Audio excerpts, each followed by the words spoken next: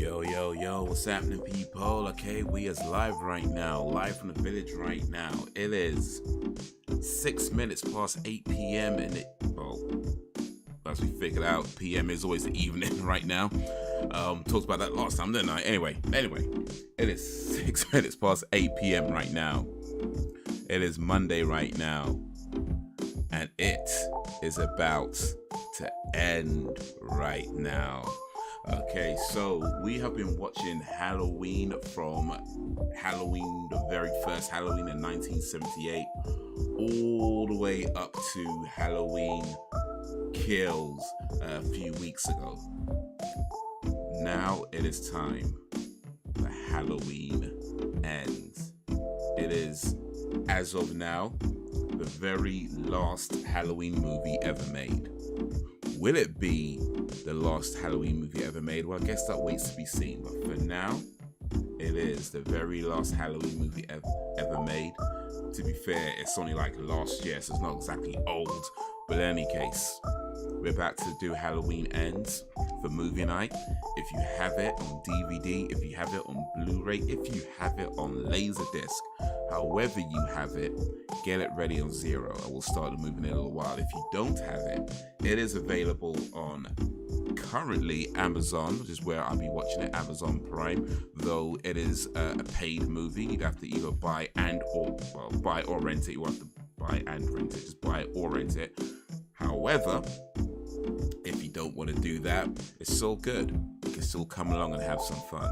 But if you do have it, if you do have access to it, or if you'd like to get it purchased, then do that.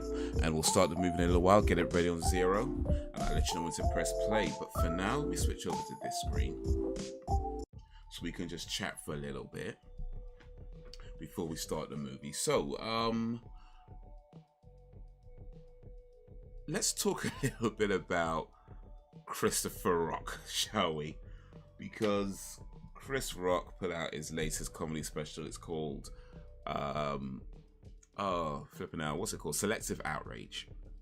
Came out, I think it came out yesterday or recently anyway, maybe in the last couple of days. I watched it yesterday. Evening.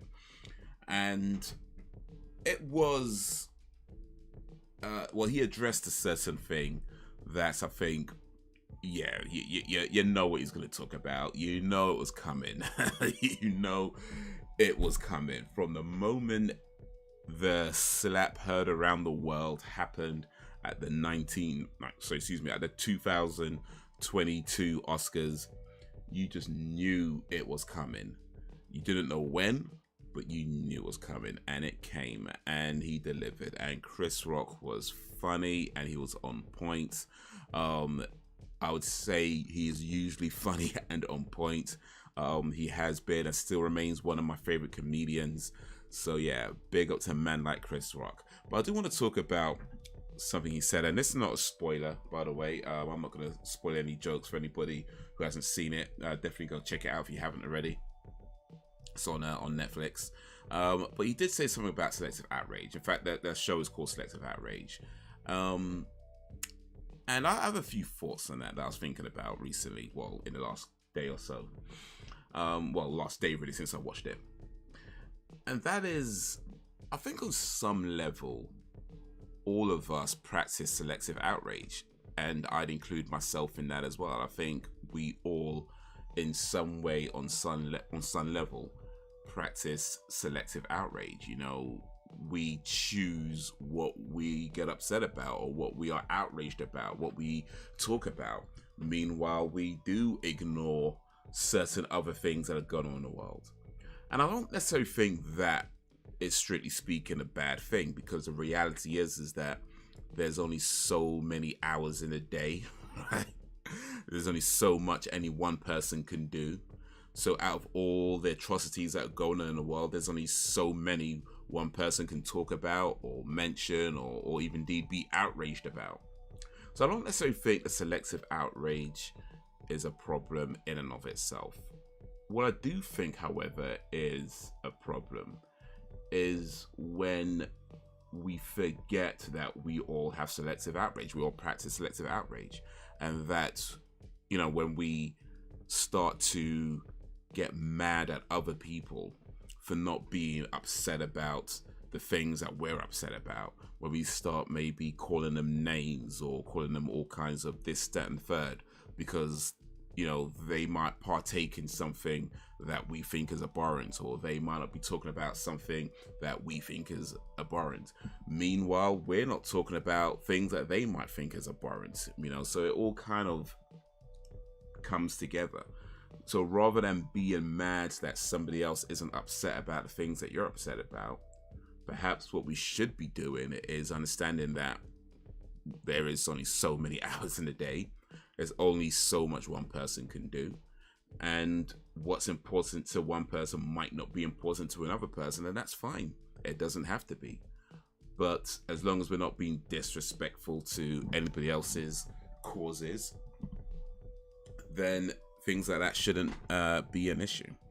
But yeah, I think we all have selective outrage, just in different ways. But yeah, not necessarily a bad thing, just how you handle it. Yo, what up, Sam? Sam B in the place to be. I think I'm on the other end of the spectrum. I just don't care enough. Okay.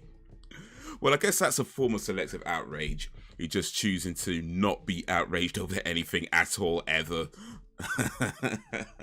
So I guess that's a kind of a selective outrage. I'm selecting no outrage over anything. How you doing, Sam? How's your day going? How's your day been? Appreciate you joining this live stream. We're about to watch your favorite movie of all time. If you have it, get it ready on 0. If you don't, it's all good. It's all good. You don't have to get it if you don't want to. You've seen this one already. So maybe once is enough for certain films. I guess I'm about to find out. But yeah, and I watched Chris Rock's new stand-up yesterday evening, and I really liked it. I thought it was funny. I thought it was on point and hilarious as it usually is. And I won't spoil any of the jokes or anything like that. But yeah, if you haven't seen it, I'd recommend it. It's only about an hour and 10 minutes. It's not a long. Well, I guess they're all about the same kind of level when it comes to these specials. Some of them do go on quite long. Some of them go for I feel like an hour and a half comedy special is too long. Like anytime I see a comedy special that's an hour and a half long, I'm like, bro, because you know it gets to a point where even though it's funny, you're just kind of tired. You know what I mean? Like it gets to a point where I feel like an hour is about a sweet spot for these comedy specials. An hour is about a sweet spot. Once you start going over an hour, it gets dangerous. And certainly when it gets to about an hour and a half, I'm like, bruh. I think so. One comedy special, I can't remember whose it was, but it was like an hour 45 minutes or something like that. And it's like, yeah, it's funny and everything, but it just gets to a point where like you just end it. It's not that the jokes are bad. It's just, dude, end it, man. I've laughed enough. You need to end this. But yeah, his one's about an hour 10 minutes. And I think about an hour 5 minutes is the actual special. It's like a few minutes to begin with. But yeah, still pretty funny. Definitely worth watching if you like stand-up comedy. Yo, what up, Frozen G? Frozen G in the place to be. What up, Jimmy Johnson? Jimmy Johnson in the place to Monson. Yeah, that okay. Did you watch? I did. Yes, definitely recommended. If you haven't seen it, or if you've seen it, you watched a few. Okay, they're definitely worth watching the rest of it. I could get mad, to be fair. Then I'm over it very quickly. Then I don't care. Nah, I don't care anymore. I'm so mad. Nah, I don't care anymore. That was like 2 minutes ago. I don't care anymore. Where did you go on vacation recently? I went to Karachi in Pakistan. Be about a month ago now, actually. I went late January, so it was like the last week in January. So what are we now? First week in March. So yeah, just over a month ago I went. But yeah, I really liked it out there. Really cool. Definitely a very different culture to what I'm used to, which is the main reason I wanted to go, because I wanted to experience a culture that's very different to what I'm used to, and it is a very different culture. But yeah, I had a good time out there. Slap did more damage than we thought. I saw your video. Okay, awesome. Yes, Halloween Ends, my favorite movie of all time. Yeah, we're about to watch Halloween Ends. If you have Halloween Ends, get it ready on 0. If you don't, you can still come along and have some fun. That slapped in more damage than before. I mean, maybe. I mean, I guess in terms of if you mean in terms of like friendships and that kind of thing, possibly. I mean, I guess it's all kinds of stuff that outsiders aren't gonna know. But at least from outsider perspective, I think he handled it pretty well. Both at the event and at the comedy special as well. I think he handled it pretty well. You know, when you think about competing, like, you know, a lot of comments, or some of the comments were things like, you know, why didn't he fight back? Why didn't he hit back? And the truth is, not everybody is a fighter like that. You know, not everybody, and especially if you look at somebody who is like physically bigger than you or whatever, right? You know, you're probably thinking, look, I can't fight this person physically, but what I can do is make jokes. You know what I mean? So we all have something we can do, and it's not unfair or whatever. It's just you use what you have. That's what a smart person does. You use what you have. You know, you don't try to fight somebody in an arena that you cannot compete in. You know, you do it on your own terms. And that's what Chris Rock did. Like, he took the slap and he responded on his own terms. Not in some like, oh, let me get my fists out and start to fight this. You know, why? Why would you do that? If you're gonna say something back, if you're gonna do something back, do it in your own terms. And I think that's what he did. He made a response on his own terms in his own time.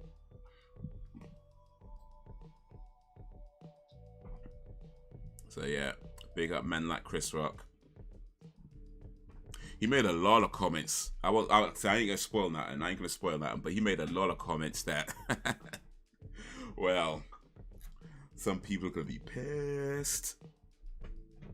Don't be surprised if you see Chris Rock's name in the news for the next few weeks, as more celebrities and people start watching it and having their thing to say about it. Yeah, don't be surprised if you see Chris Rock's name pop up in the news about something he said during the special and how somebody took offense to it. And don't be surprised if you see a whole bunch of think pieces and opinion pieces, you know, why Chris Rock's comedy special is problematic or things like that. Don't be surprised, because that's my guess. You're probably going to see quite a few of those. In fact, I'm pretty sure I've seen a few already. Actually, I don't read any of them, but I just seen some of the headlines.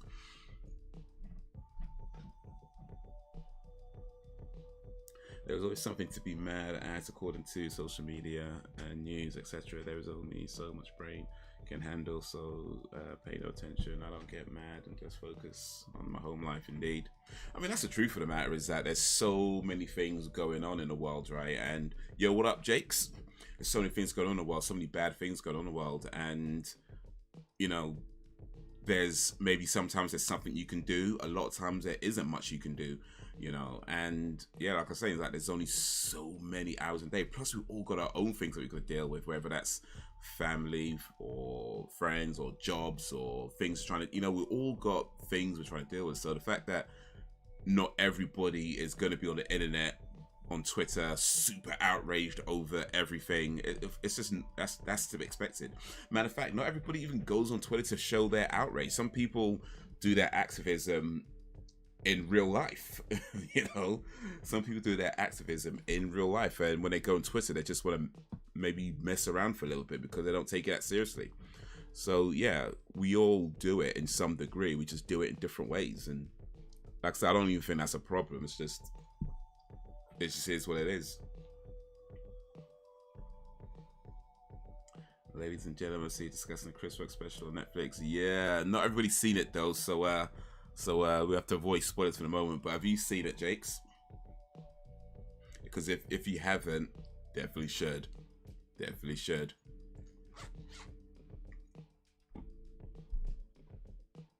Saw it yesterday. Awesome. Yeah. Chris Rock did the damn thing. Chris Rock did it. He had bare jokes, and of course, I mean, everybody knows, or you expected, and you know that whole thing. And he timed it. He knew people wanted to hear him talk about it. He knew people, you know, wanted to know what he's got to say. And he timed it and planned it out. That was a good one. That was a good one. That was and I feel like that's a master. Well, maybe I don't know if masterclass is the right word, but certainly an example of how to handle things on your own terms in your own time. You know, that's one of the biggest things I took from that. How to handle situations in your own terms, on your own time, in your own way, you know, rather than trying to make some BS response when you're just not ready, or trying to fight somebody that you can't, you know, physically fight somebody that's just bigger than you, like, you know what I mean?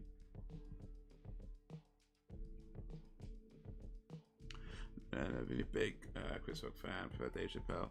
I mean, yeah, I mean, you could like more than one comedian. You know, like, I mean, you could like more than one comedian. I mean, they're both funny. I mean, I like Dave Chappelle. I like Chris Rock. I like Kevin Hart. You know, you could like more than one comedian. I had a conversation the other day and got a bit of my feelings, so I came away from it. You okay saying what that conversation was? If not, it's cool. It's cool. It's cool. We'll start the movie in a little bit. Just a little bit.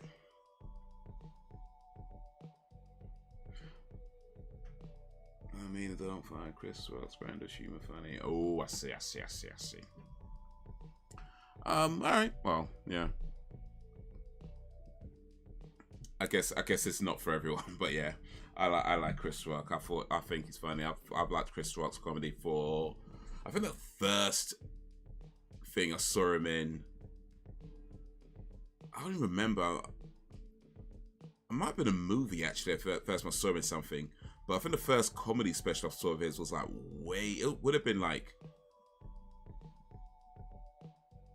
It would have been something like late 90s, maybe early 2000s, I think. The first comedy special I saw of his was like Bigger and Blacker, or Bring the Pain, or something like that. It was one of those ones that I saw. It wasn't, I didn't see it when it got released. It was maybe a few years after it got released that I saw it.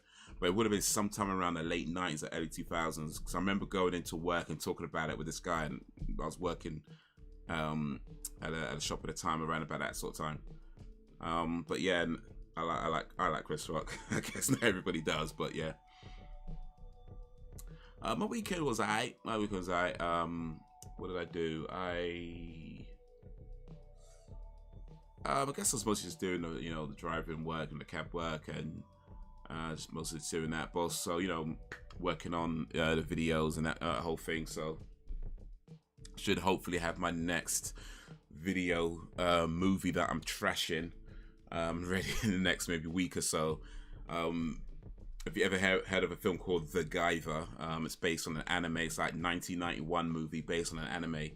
And I mean, a lot of the movies I talk about on my channel about, why it's trash, a lot of them are actually decent films, but I just like nitpick and make fun of them. This one's a little bit different. But yeah, hopefully that video will be ready soon.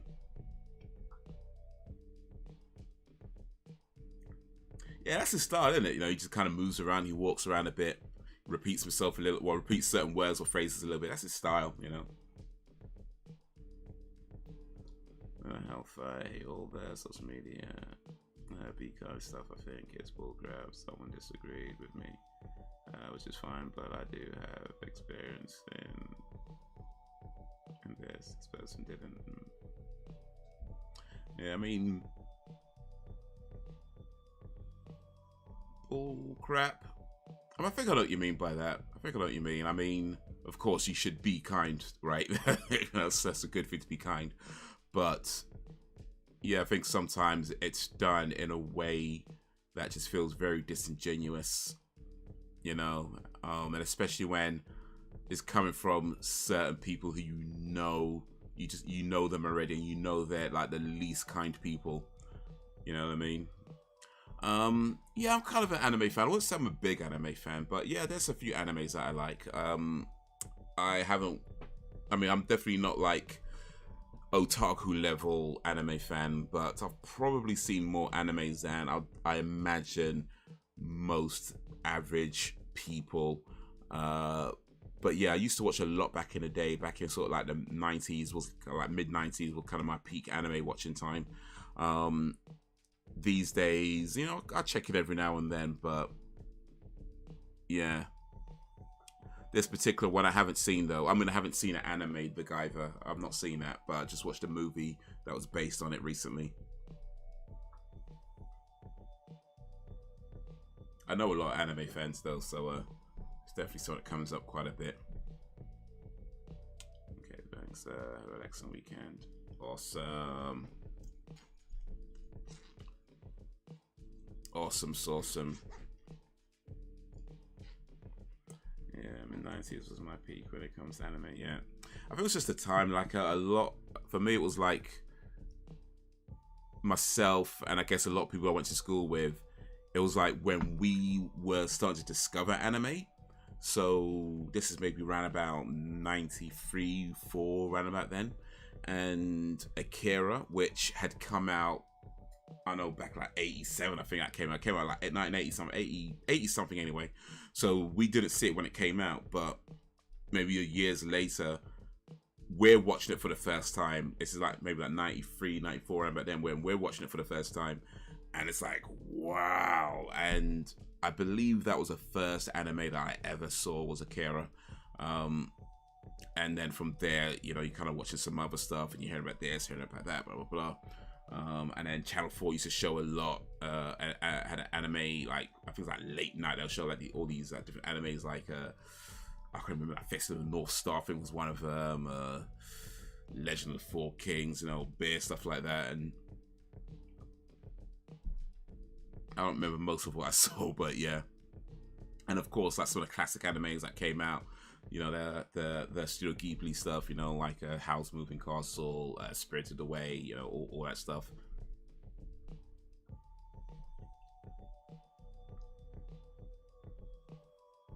Who are going through hell, not paying attention to awareness posts posted by people who have no idea. Indeed.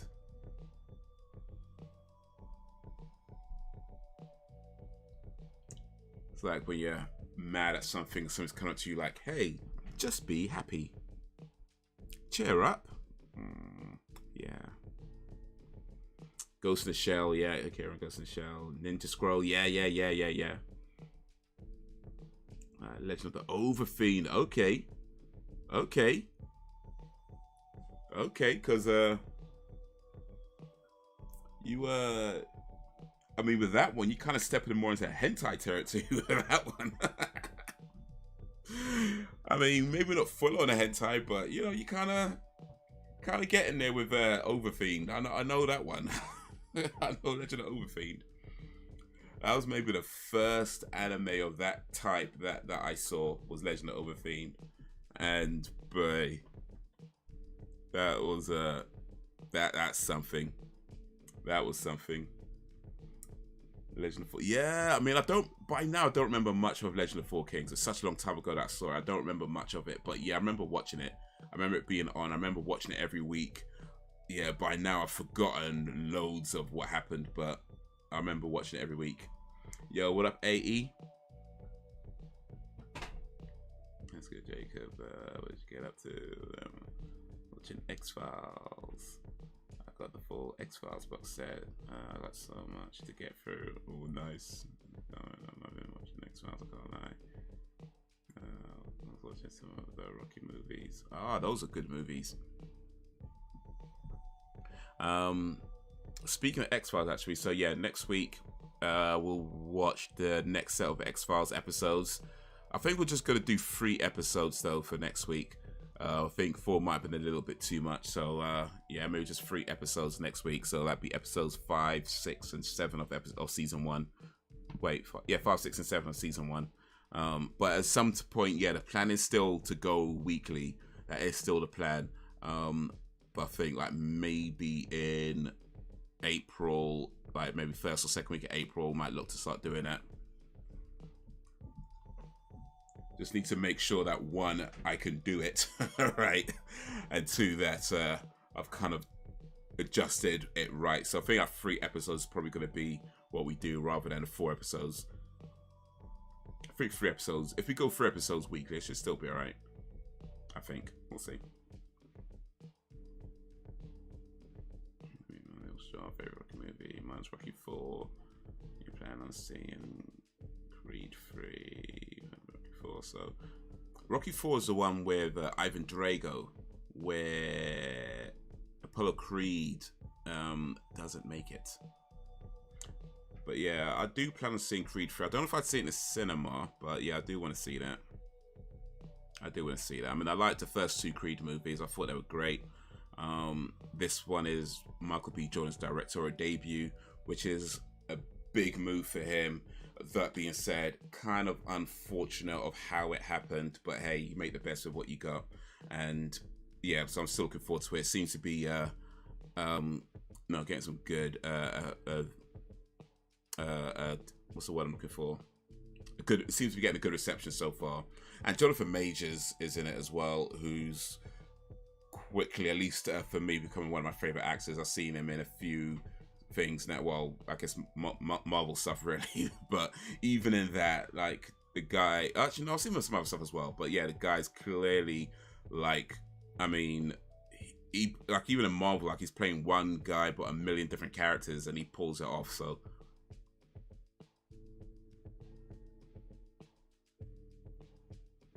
That's fine. Finish the live stream. Also, like the first Rocky, plot-wise, it was well written. I think great narrative.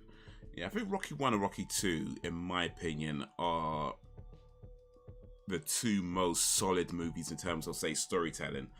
Rocky 3, however, that's my favorite because it is so cheesy. And it's Mr. T, come on, Clubber Lang, you know, pain. But that is my favorite. That is my favorite.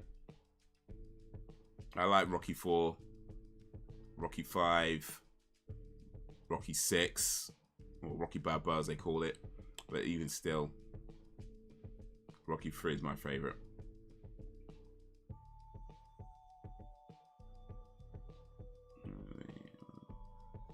I spent loads on my screen tickets, so I'm gonna have to wait.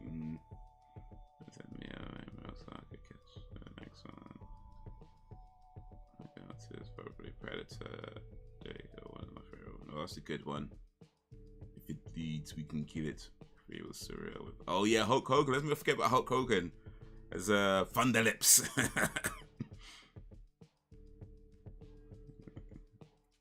Yeah, Predator is a classic. Doom doo doo doo. I just know how the music goes, but alright, cool. Alright then, let's get this movie started. So let me if you haven't already, get it ready on 0. Get it ready on 0. I'm gonna get it set up on my end as well, because you know, I can't be telling you to get it ready on 0 and I don't.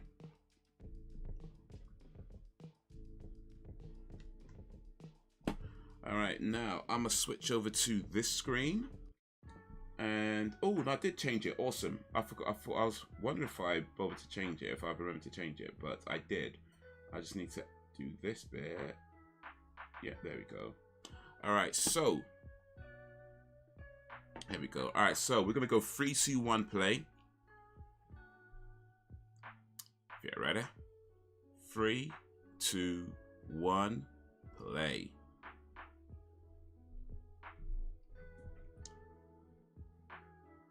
Halloween ends. It ends.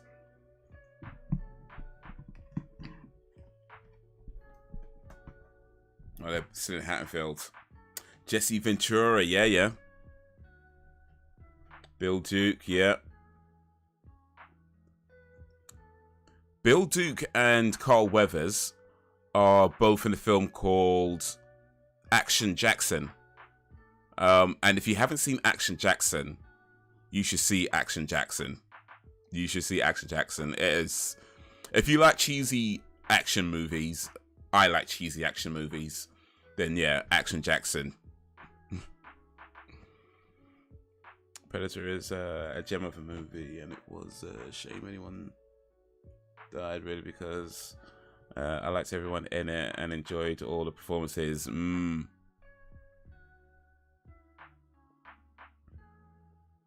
We might have to do Predator for movie night one of these days, since we're all clearly Predator fans.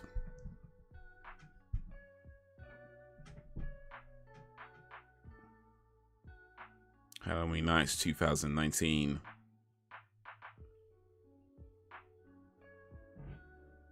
Predator 2.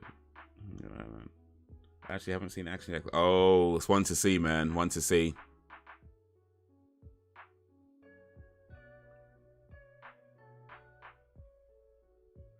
But it's not in there as good as the first one.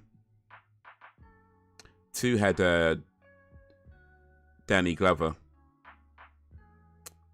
I think I only watched 2 once, you know. I think 2 I only actually seen once. So maybe, yeah, I need to watch that one again as well.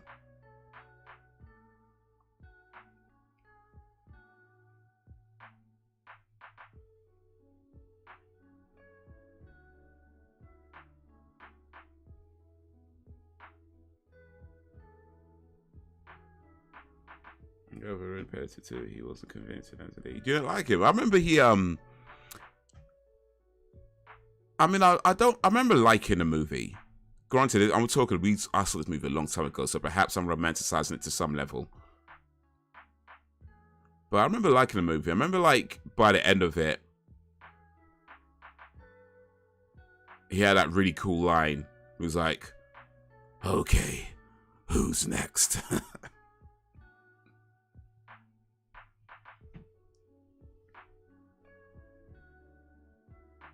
This guy with the glasses looks familiar, but I don't think I've seen him before anyway. I think it just looks like someone I've seen before. They should have had a bound lead. Well, they've had Arnold Schwarzenegger. I think he's the only muscly leads they've had in the Predator movie, right?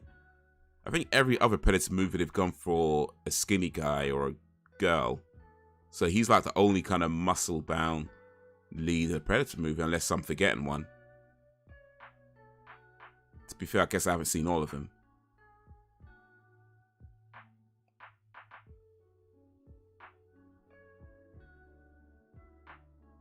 No, it is that, but just wasn't cutting it.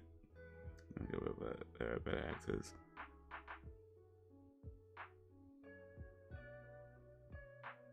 I think because he played a cop, right?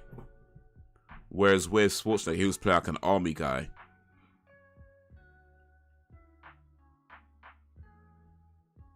But I feel the thing is that Predator is like not a threat no more. Like, you can't really look at Predator and be like, "Oh, I'm scared." Like, you see, oh, that's the thing. That's a great movie.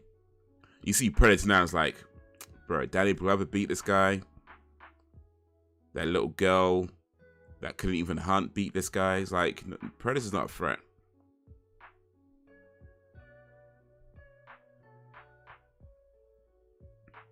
Why are these guys making jokes about the boogeyman coming to get you, like, when he is actually out around killing people? Like, they should not be joking about this.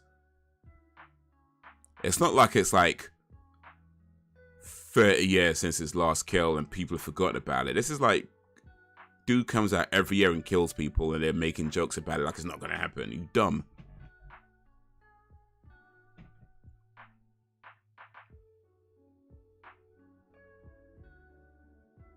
Right, this kid's rude.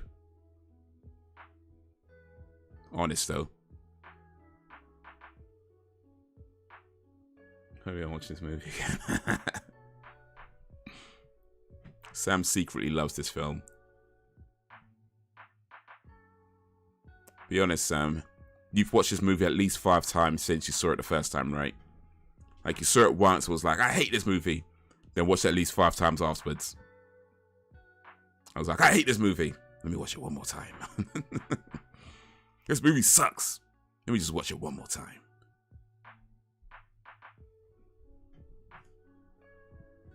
Worst movie ever made. Well, watch it again tomorrow.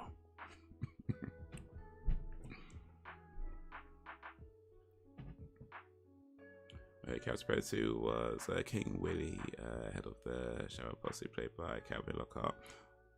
I think I vaguely remember that dude, but yeah. Yo, what up, Brax?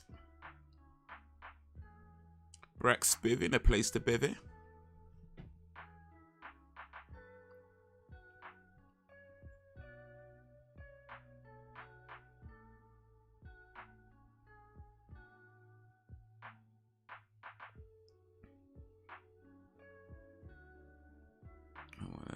Something I like about it, or at least try to appreciate. I don't like being a hater. You know, I've actually done that, by the way. Watched a movie I don't like multiple times. Like, I have done that myself.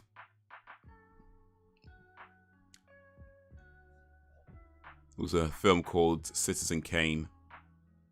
I think I've seen that movie at least 5 times. 4, maybe 5 times. And I still didn't like it after it. It was so boring.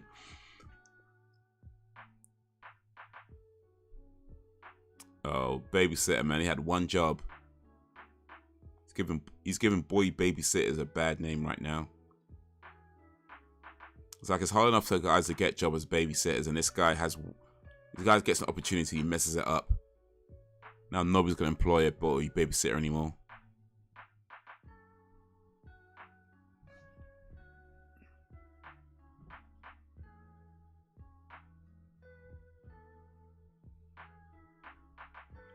Also, the governor and some they from what up against the job, but they ended up becoming allies with one. Also, Danny SNA was given gifts from them. Christmas joke about abortion was very awkward. Can't lie, man. I laughed. I laughed. What do you say again? Actually, no. Let me not spoil it. Let me not spoil it. Some people haven't seen it. Let me not spoil a joke. Let me not spoil it. The foundation was uncomfortable for me.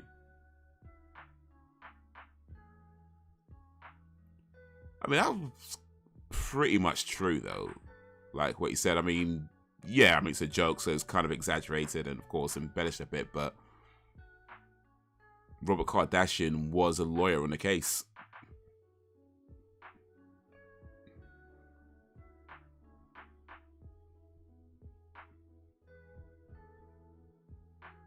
So a few clips of it. Bro, I just said it. Next weekend. Just been watching X-Files. Do. Boo, boo.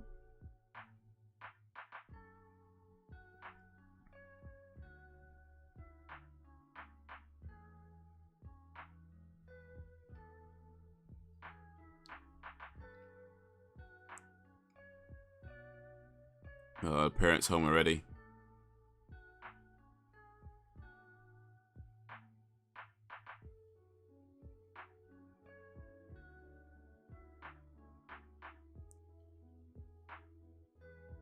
That. Ooh.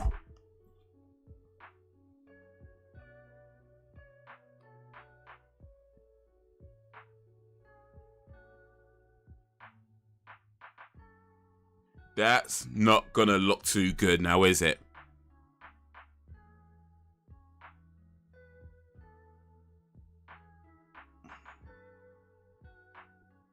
Yo, what happened there?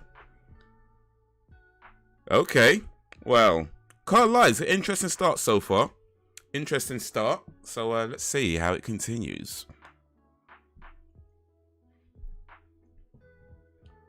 Yep, Sunny got both summer gifts and the warrior mark. Yeah, so anything was there, was it the Predators or I don't remember which one it was, but yeah.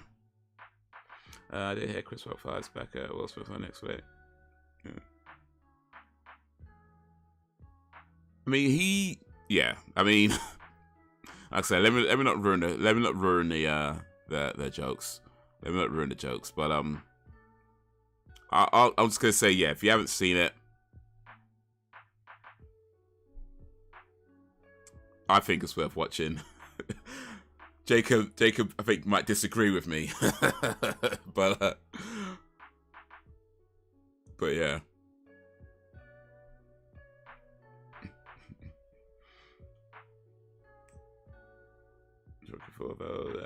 Stallone said he regretted killing off Creed, but I think it was the right call, and Creed was one of the favorite. But story-wise, moving forward, it was the right call. It made sense in the movie, I thought. I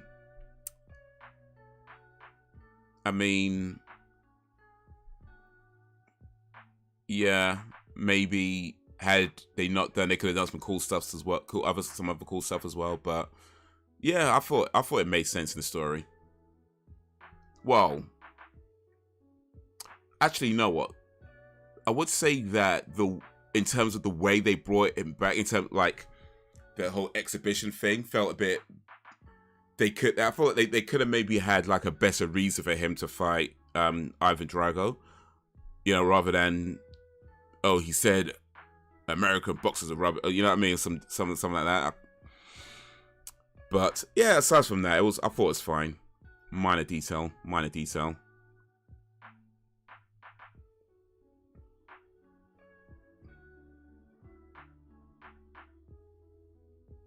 Hey, he said the Kardashians. I said the Kardashians were cursed for life because yeah. Yeah.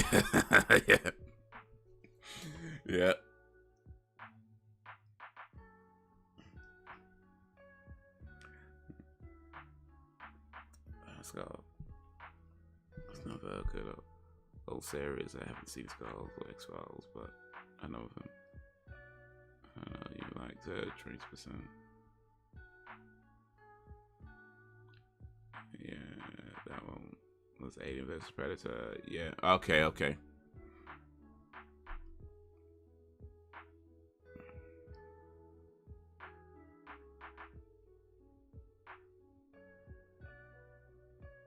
Alright, I should have some time this Wednesday actually. So hopefully by then I'd actually watch Train to Busan, because I still ain't seen it yet. But yeah, I do want to see it. It looks cool. It's on Amazon on a free trial.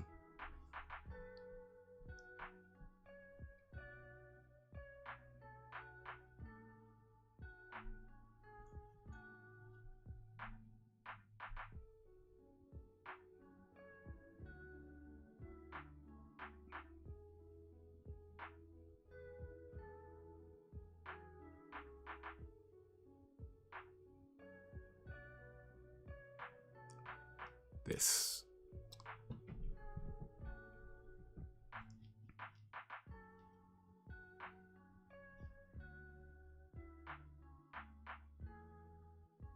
At least Scream had the decency to move to a whole different part of the country.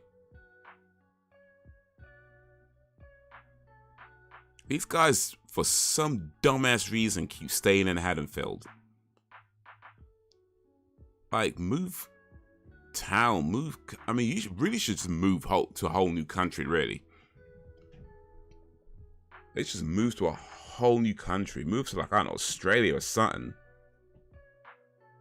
Maybe move to a new planet, really. They stay in Haddonfield? Are you dumb? Why would anybody stay in Haddonfield at this point? Just burn the whole town.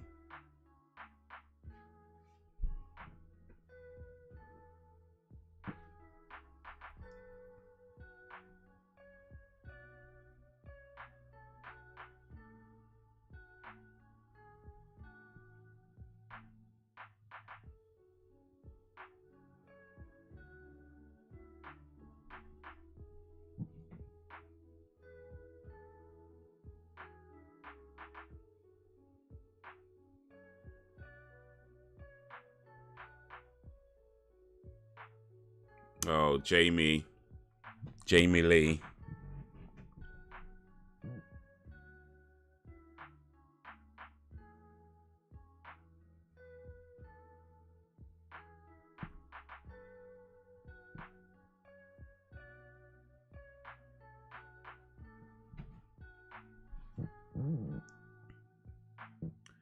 It's awesome in these South Korean films. Awesome to the flu, Hyundai, Mega Tsunami, the Tower, Ashfall, and Tunnel.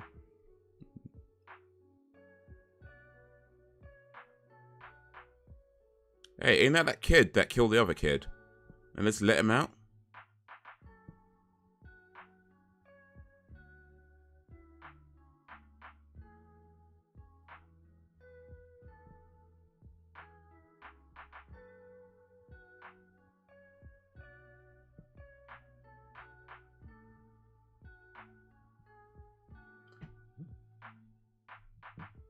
Back in a place to be. Little Jake's in the place.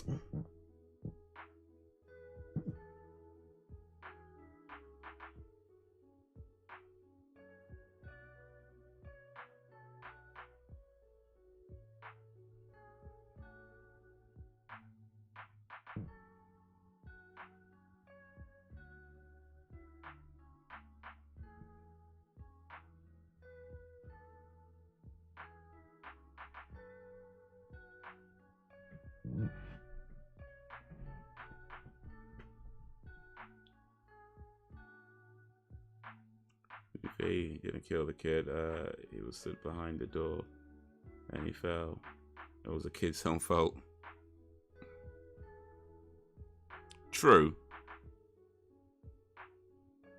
It looked like he killed the kid though, I'm just saying. He was standing there with a knife. I mean, we know what happens, but that's going to be hard to explain. You know what I mean? A kid falls, you're standing over him with a knife. I know, it's a tough one. It's a tough one.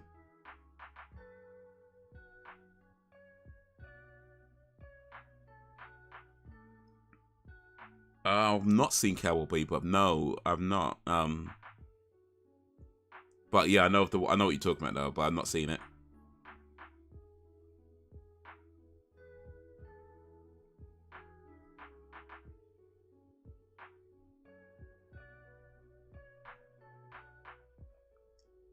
But it is cops though.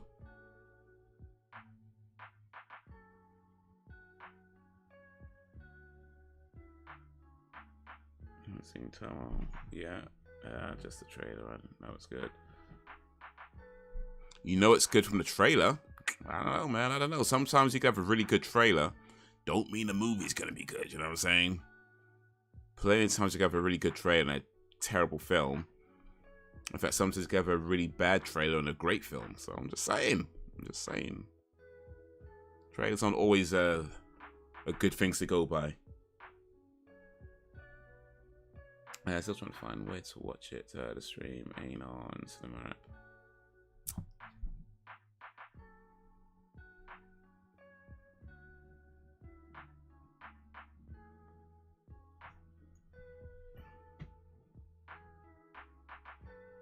Roller Ghost and the Shell movies. Oh, there's loads, doesn't it? There's at least like 3 or 4. Well, maybe not loads, but still quite a bit. If it's a North Star. I have disrupted your temporal lobe.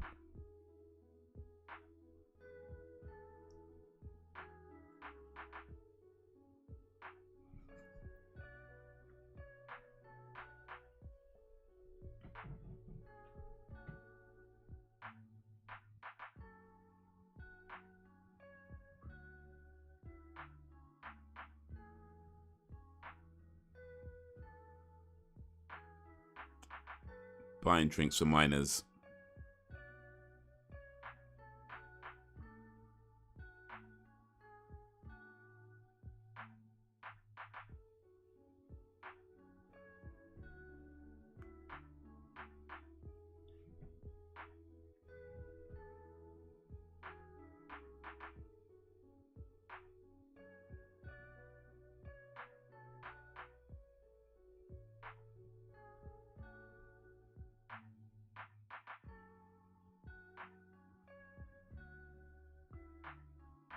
Oof, that's gotta hurt. Yo, what up, Ben?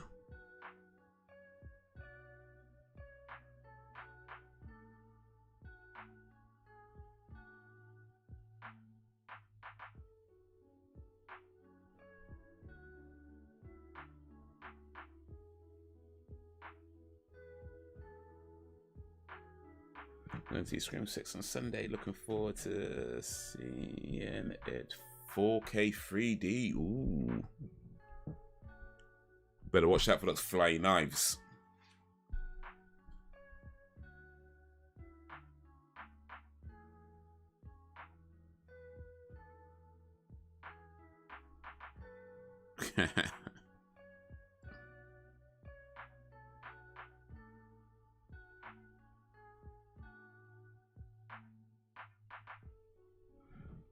Of Scream movies. Hey, so what was what we made? I appreciate coming through, Ben. I'm doing alright. I'm doing alright indeed. Never seen no one of Scream. Not seen any of them. Raw. Well, there's a recommendation right there.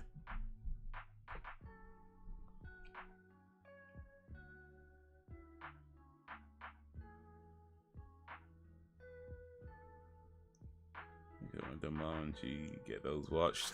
Indeed, they're pretty good films, dude.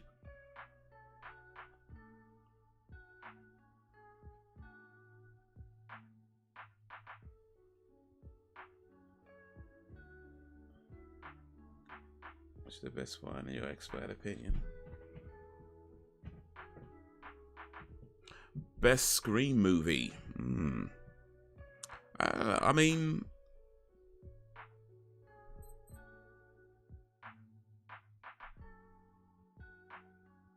I guess it depends on what you judge them on. Because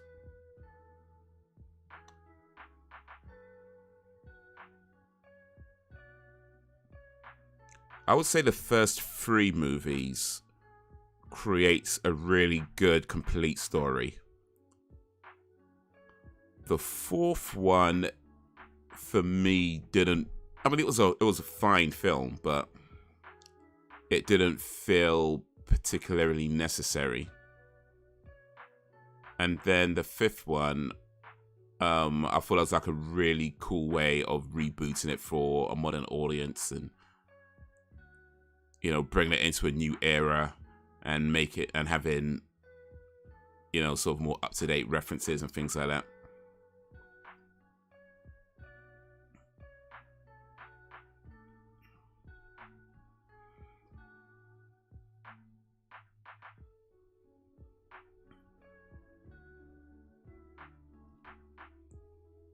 There you go. What? Oh, Scream 2. Yeah, Scream 2 is a good one.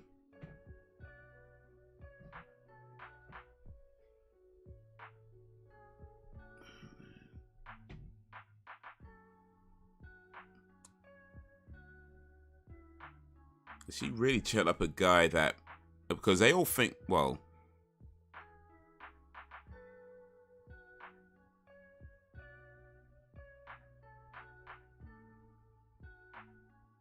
I mean, we know we didn't do it, but do they?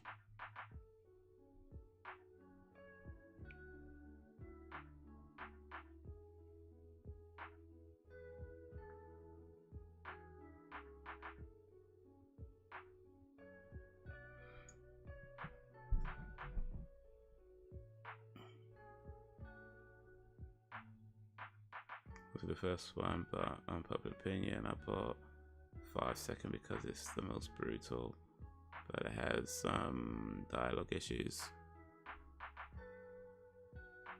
Good, thanks. Just chilling, enjoying chatting with the peeps.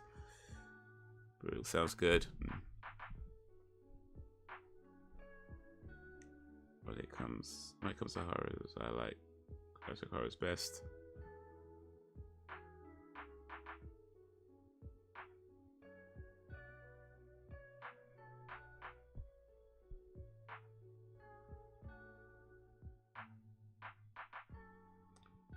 You know, always good hanging out on here. Wish we had daily Haze hangouts. Well, maybe one day. Maybe one day. Appreciate that, Ben.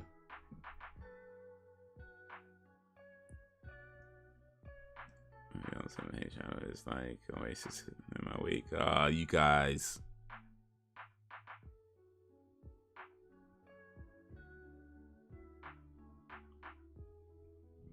You guys. Maybe one day. Never say never, right?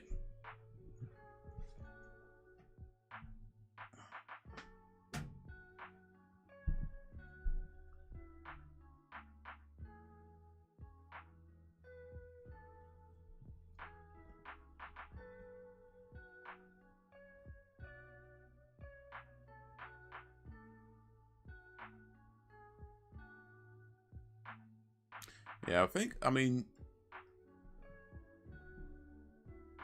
one thing about 5 that I guess is kind of like a minor gripe, though, is that the new lead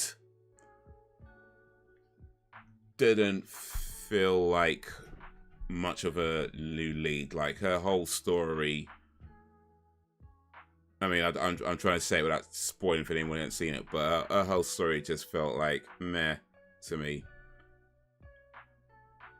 And my guess, and of course you'll see once once it's out or whatever, but my guess would be that in Scream 6, Jenna Ortega's probably going to have a much bigger role. I wouldn't be surprised if Jenna Ortega had a much, much bigger role in Scream 6 than she did in Scream 5.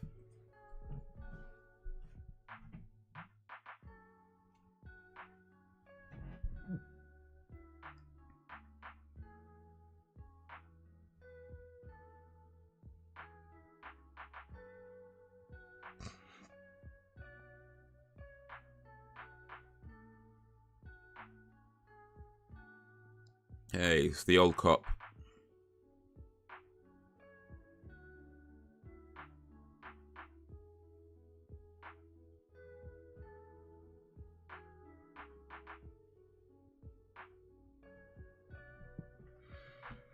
This conference, Haze is gonna have a big head. Well. Well.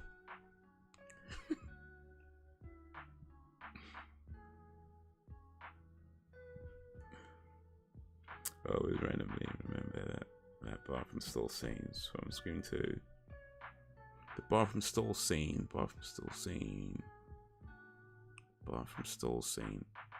I'm not sure I remember that scene. I remember bathrooms in Scream 1. I'm not sure if I remember them in Scream 2.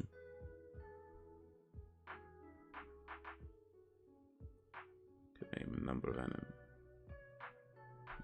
I like. Hey, what's your favorite anime, Brax? I guess a question for anybody, really.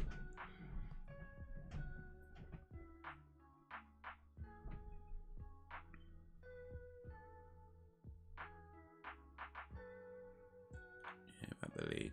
She wasn't it for me either.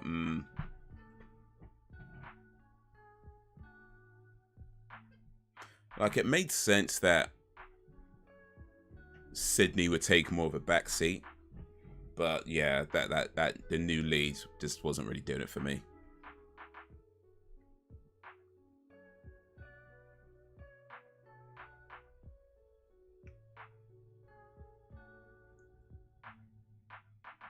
Oh yes, with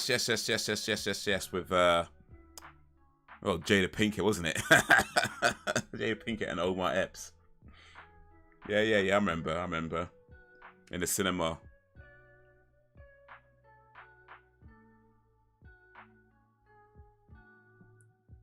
She dies in front of everybody and then nobody cares.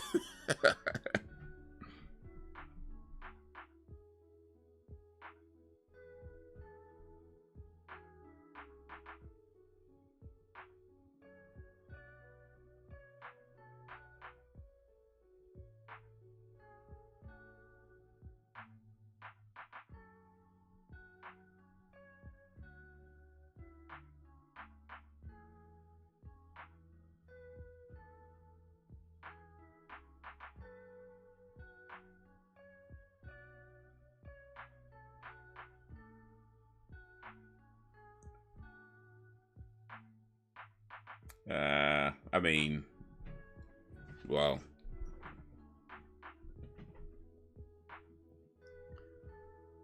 yeah, right, done.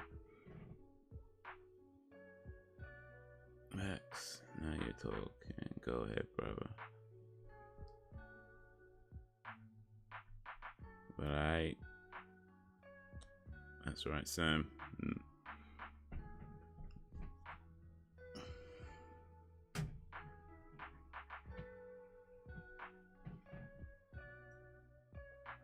Oh my gosh, those cats are in these Halloween films either.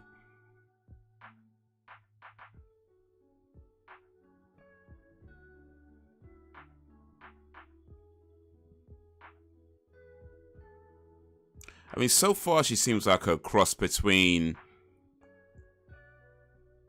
supposedly she's supposed to be like a badass, but then, you know, motherly badass, I guess.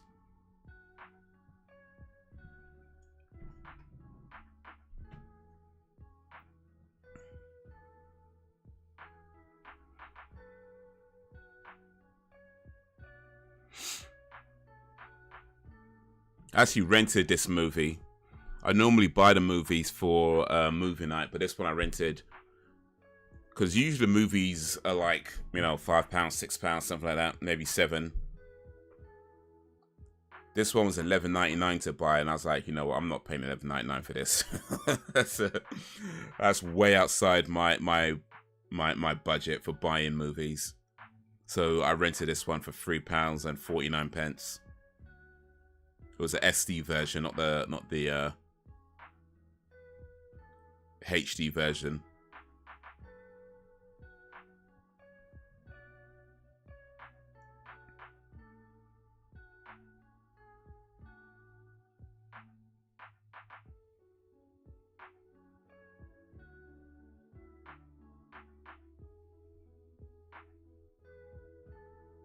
Why does this girl like this guy though? He's so distant and not that interesting when you talk to him. Like,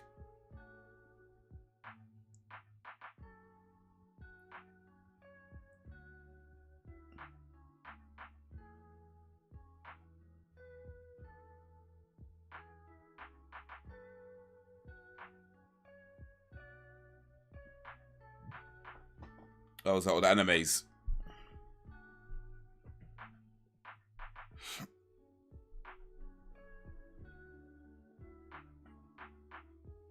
Trigger now long style cover paper tenchi mayor.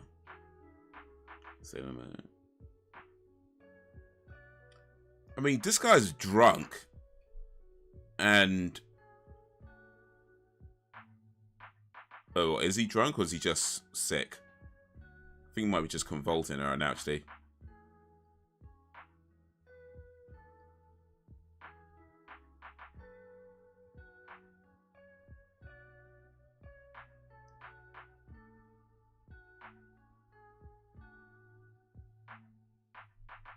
Where he just walked away from her, left her on the dance floor.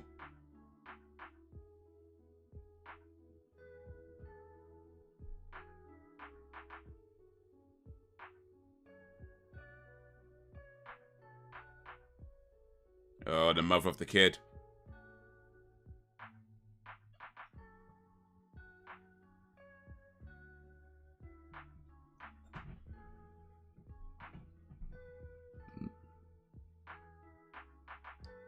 Well, why's she at the party, though?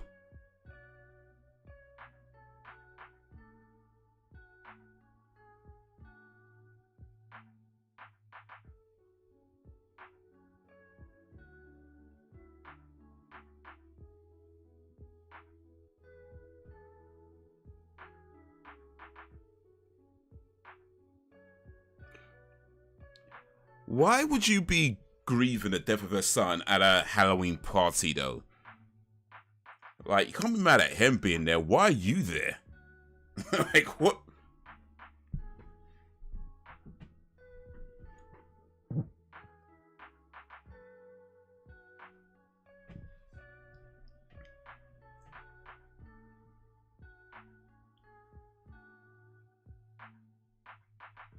But the problem with the Laurie Strode characters, there is no consistency to many different timelines. So her characters different time. Yeah.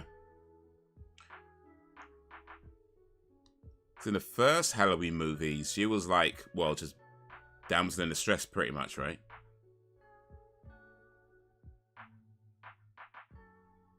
And then when they rebooted it in the sort of late 90s, 2000s,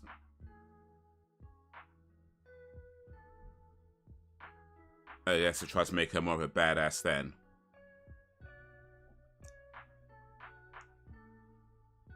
And this one is, I don't know, maybe a little bit of both.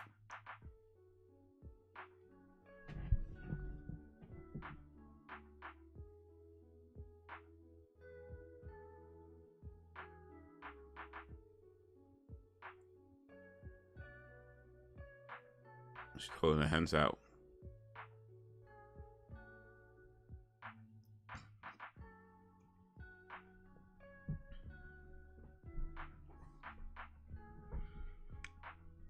I've seen Witch, Hunter, Robin, Cowboy, but I haven't seen the others. Yeah, I'm not sure I've seen most of those actually, or even all of them really. Oh wait, Gundam Wing, I've seen that. I've seen that. Well, bits of it anyway. It's 3 episodes. Oh, these delinquent kids again.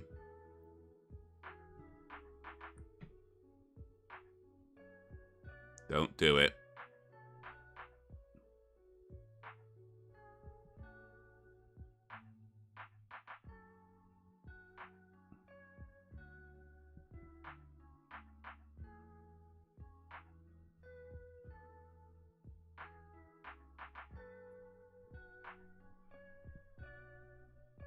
By the Saver, Erranted, no way I'm paying $11.99 for this. Yeah, it's a stretch. It's a stretch. Because usually the option is you pay $3.50 to rent it, or maybe £5 to buy it. That's usually the options with a lot of movies we watch on movie night. And for that, I'm like, you know, I might as well just pay the extra and buy it, and that way I watch as many times as I want to if I decide to watch it again. But when it's like $11.99, like, bruh, come on. Especially for a movie where you're not really sure you're going to like it very much to even want to watch it again.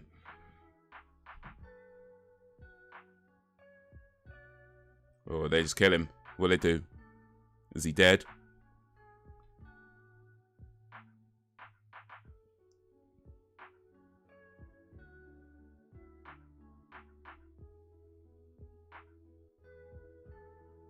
Yeah, this kid's a delinquent.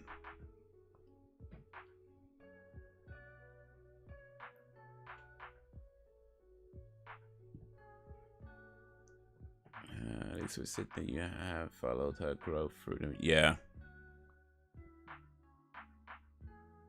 I mean, that's why I like I feel like the first 3 movies, because it was like a sub story as well with the whole thing about Cotton Wary. So I felt the first 3 movies were a really good round trilogy and complete story.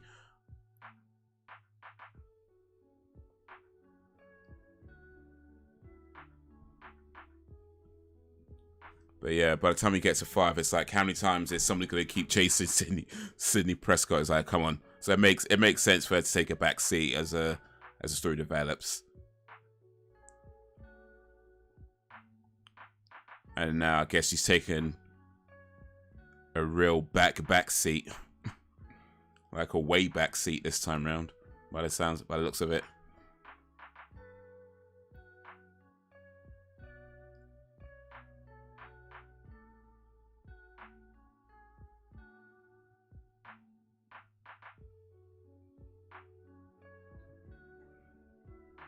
I don't know the other 2, but I've seen Ghost in the Shell. Those Ghost in the Shell movies. If you like this movie, I won't hold that against you too much. Well, so far, I'd say, I mean, what are we? About 40 minutes into the movie and about 1:10 left. I mean, so far, it's, you know, not a whole lot has happened. I guess we're nearly midway through. There's only been 1 death so far, methinks. Yeah, 1 death, just a kid. There's been a lot of build-up. And I guess outside of the beginning scene, it hasn't really been in a Michael Myers appearance. Okay, something's happening now, though. Oh, there he is.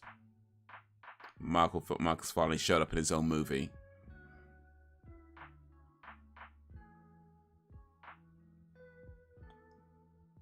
Is he going to transfer his soul into this kid or something? What's he doing?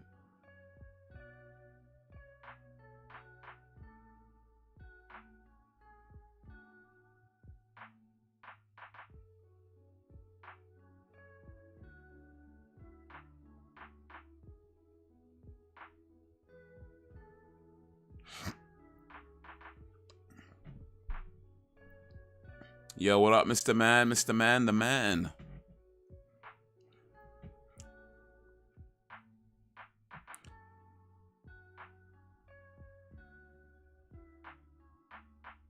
What did he do? Did he like transfer his memories into him or something? Because if that's what he did, bruh.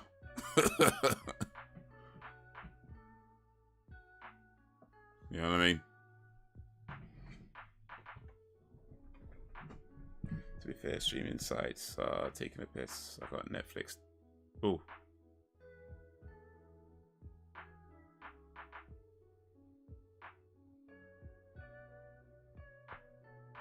Oh, this old man knows something.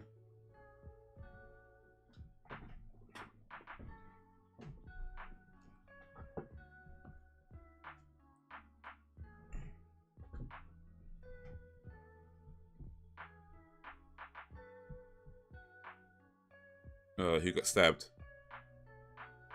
Did he stab that kid? Wait. What's going on? Who's stabbing who? No, the kid stabbed the old man. Oh, he's a killer now. He might not have killed that kid, but he definitely killed this dude. Stabbed him multiple times as well. Yeah, streaming sites are taking a piss. I got Netflix, Disney, Shudder, DAZN.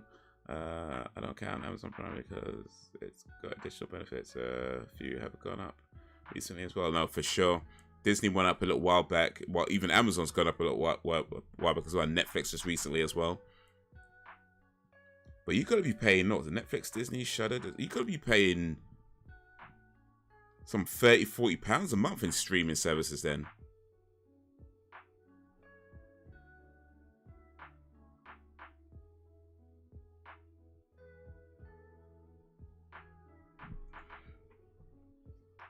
Mr. Man, the man. How's your day going?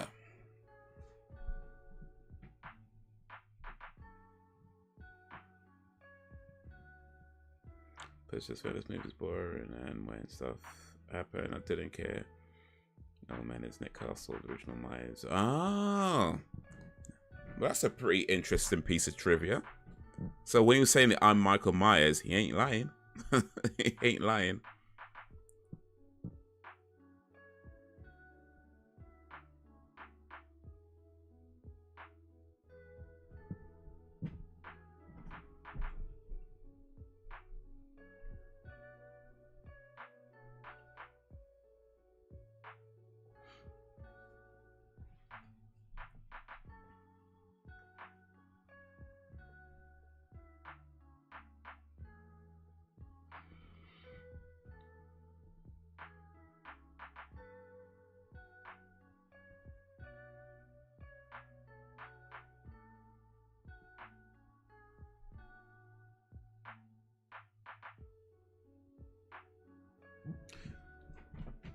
So really and truly, this Nick Castle fella, if they bring Jamie Lee Curtis back, oh, this is weirdo watching him.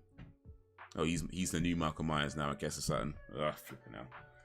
He did transfer his soul to him, didn't he? Yeah, he did, didn't he? Flipping out. Oh, jeez. What's this like? Child's Play or something?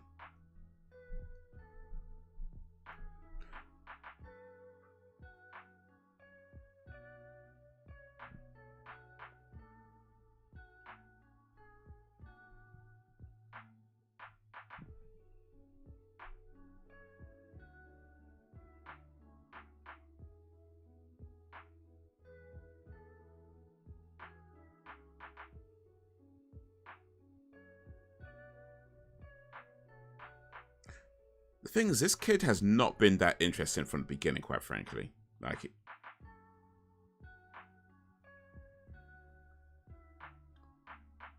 he doesn't seem like a very well-adjusted person, regardless of whether he killed that kid or not.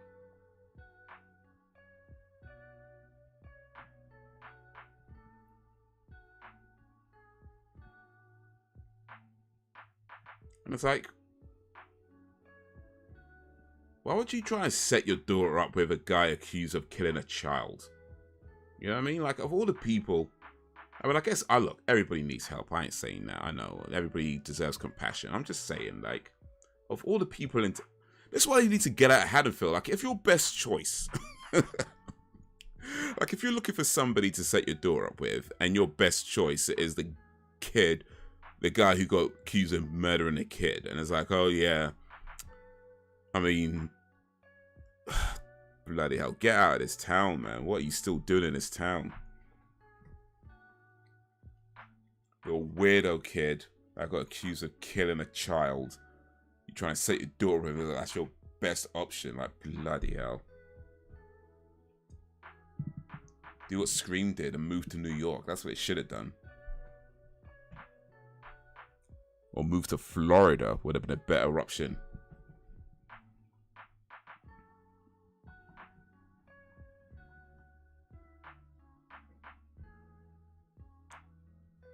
The film did have a good intro, but you know, then the rest happened. But it kind of seems like that right now, huh?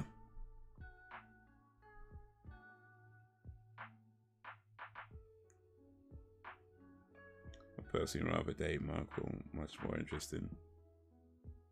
You know, Marco Mas probably is a better choice. I mean, yeah, he kills a bunch of people, but he kind of leaves you alone for a long time, you know what I mean? Like, he's not in your business all the time. He only really comes out every few years when they make a movie. Other than that, he just kind of keeps himself to himself and just does his thing.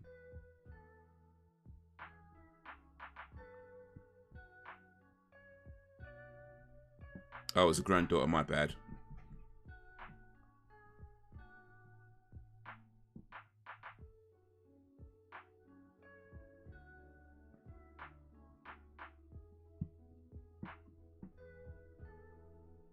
So strong silence. Exactly.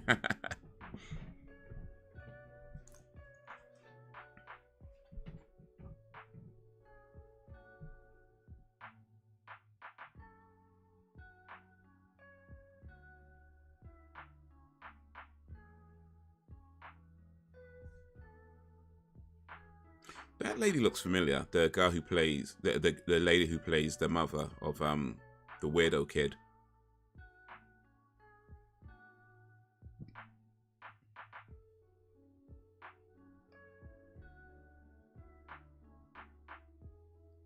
Is that the reason they give us why they stay in Haddonfield? All my memories are here. Right. Is that the best explanation they could have come up with after all these years? All our memories are here.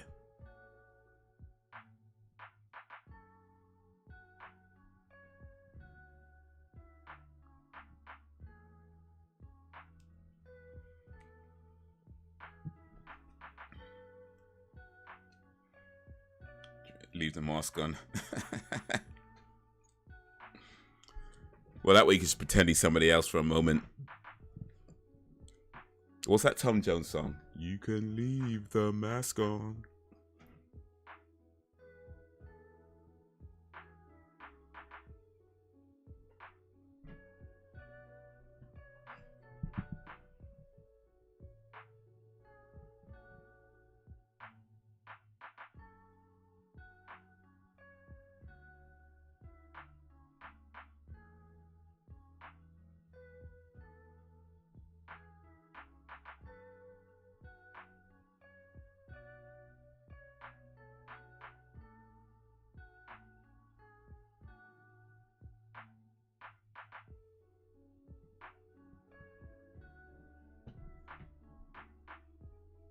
Oh, he's tough now, huh? Now he's tough.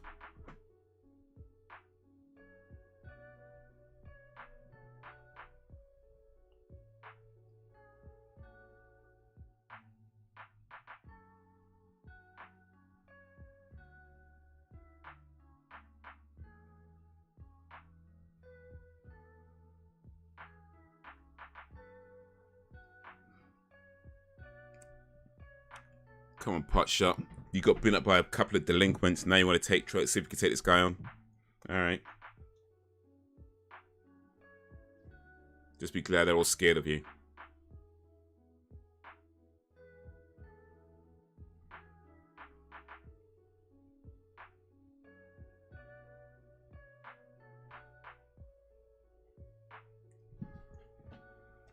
What are you talking about? And the rest happened. This is the best Halloween movie. I mean, if you ignore how boring it is, it made no sense. And how they did. Mine's dirty.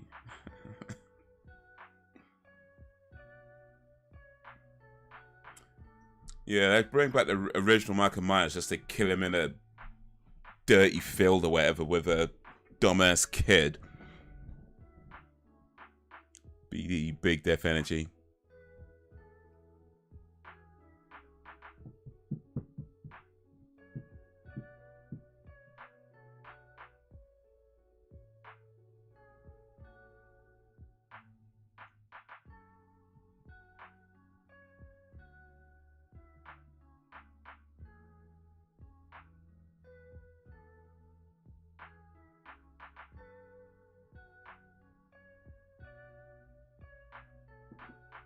Okay, so we are nearly an hour into this movie, about 52 minutes in.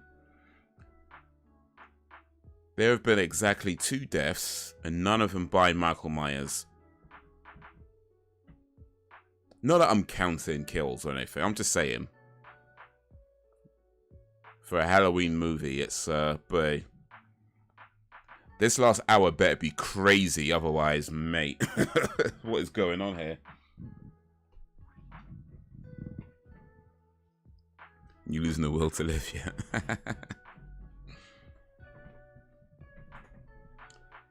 But you know when you start checking how long you got left on the movie, it's probably not a good sign. When you start looking at the time and like, shit, man, how long you got left?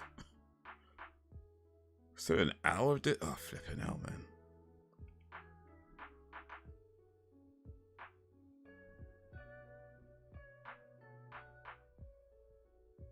Well, this is the last Halloween movie, for now at least anyway.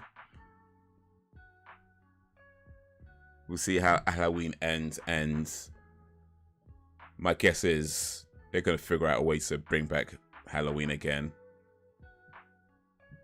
They'll make as many Halloween movies as James Bond movies if they have to.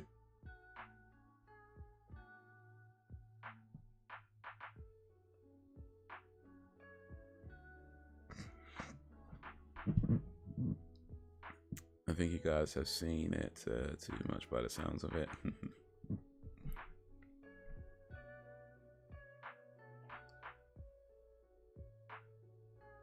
Oh wait, so he killed... Oh wait. Oh, okay. Oh, he's a bad boy now, huh?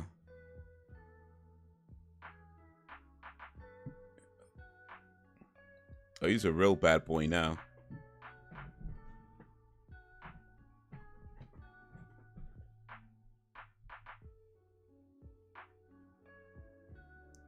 I was in a cinema and I was like, for fuck's sake, sorry if I want to go home. Just checking your watch. Ugh.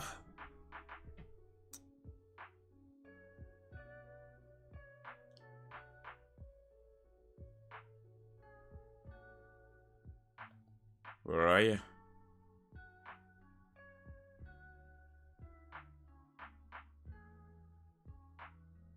Yeah, killing that old man and attempting to kill this guy is not gonna help prove his case. So it's just like throwing in the B team for the last 10 minutes of the game.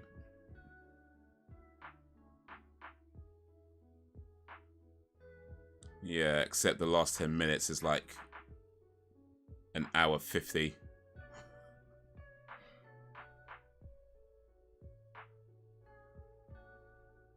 Oh wait, is Michael Myers finally gonna get a kill in his own movie?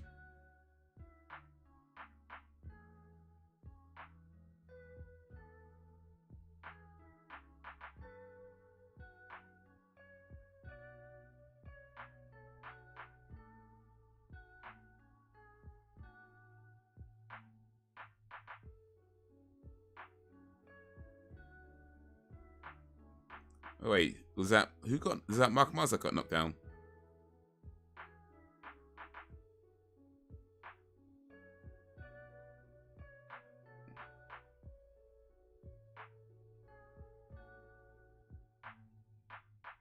So what? Michael Myers is like an old. There you go.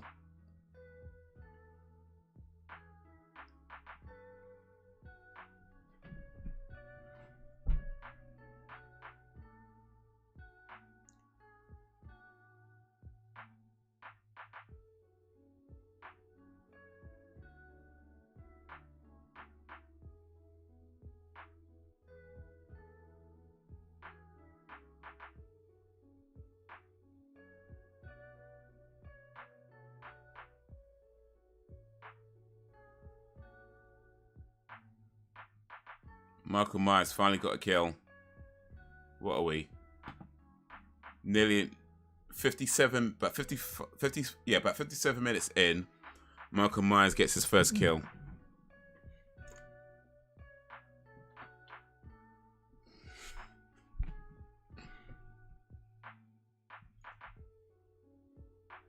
Only seen Ghost in the Shell series, not the film. Alright, the film's pretty good. Have you seen when I was a kid? Killing the big O was on my bed. He left my room. I was glued to the TV. Big O.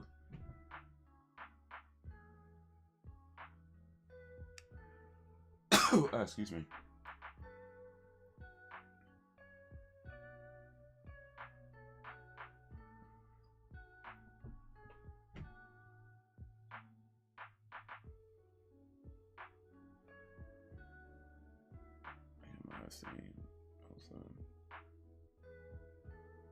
Case Closed is another anime I really enjoy. Like,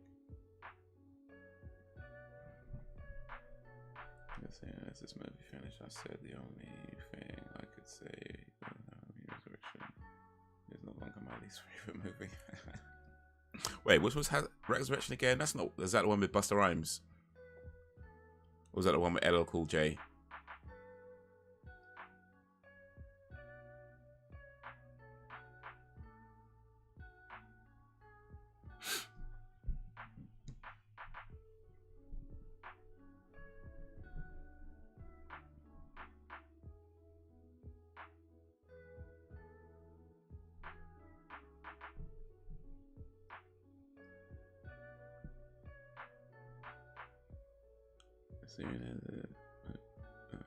The series is not a very stage show to show.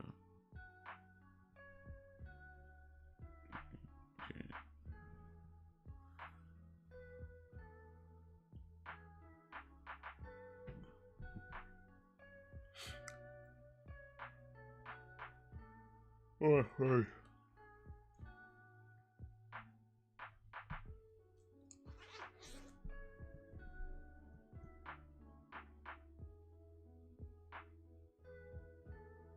One with bus. Okay.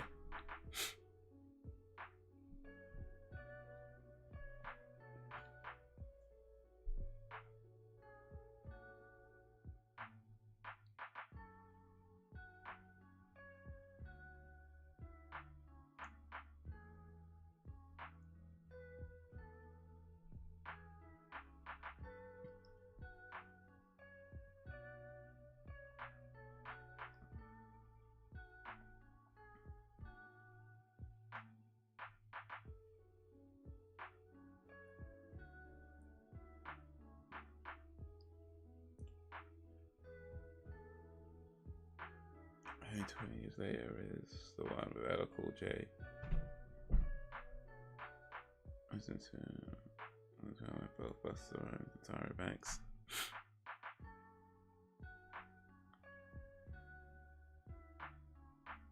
So this guy just happened to be in the bar when Laurie Strode was in there talking about Corey and his eyes.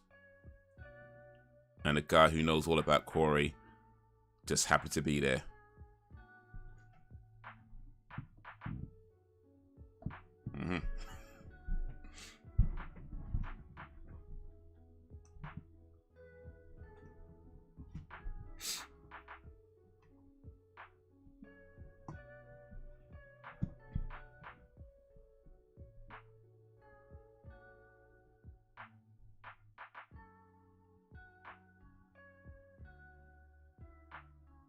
Who's this guy? Why is he in this movie all of a sudden?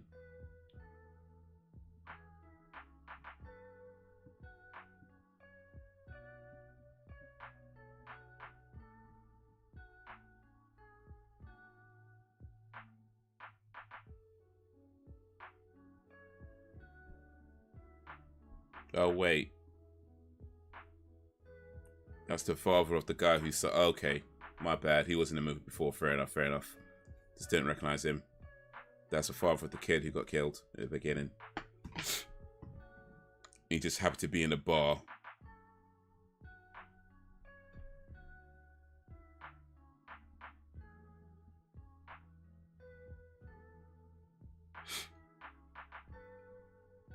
But she banging the boss. She's trying to get promotion.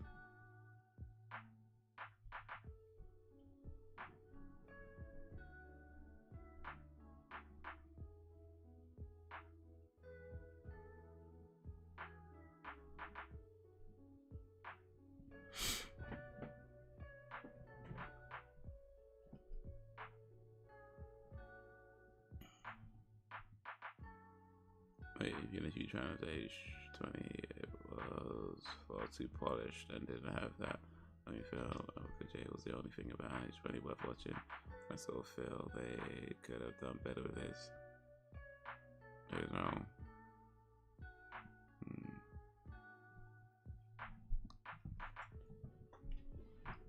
Yeah, no, for sure. I think Halloween, those Halloween movies definitely, yeah.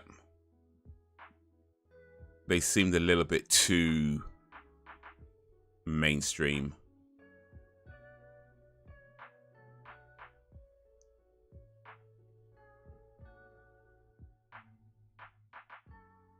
And I guess in the end, it's not that you can't have like famous people in a horror movie. Of course you can, but maybe how you do it can is matters as well, and what kind of roles you give them, and yeah. But anyway.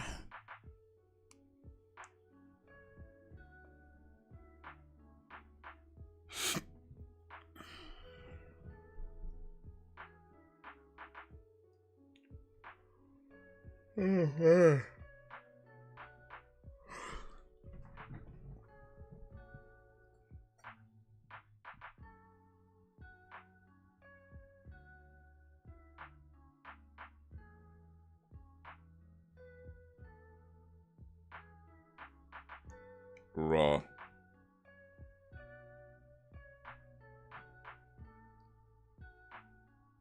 So how come it wasn't making a noise in the beginning? Like she turned the lights on and that's when she could hear it. Like he was stabbing it while they were in the dark, right?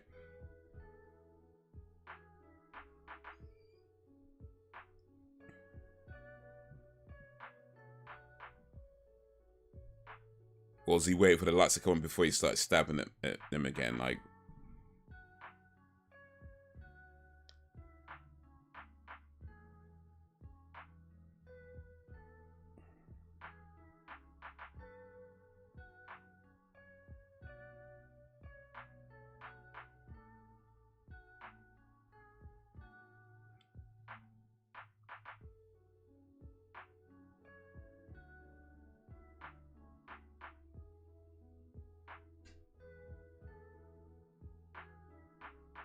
so what? Michael Myers has got an apprentice now.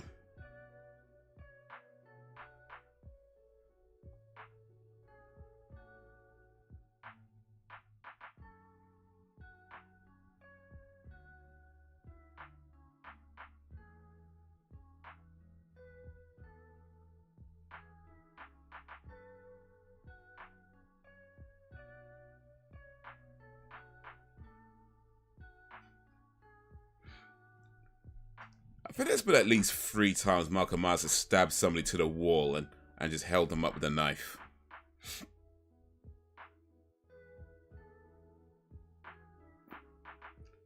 Like, I'm not sure the knife is actually long enough to pin someone to a wall like that, because the knife would have to go through your body, right?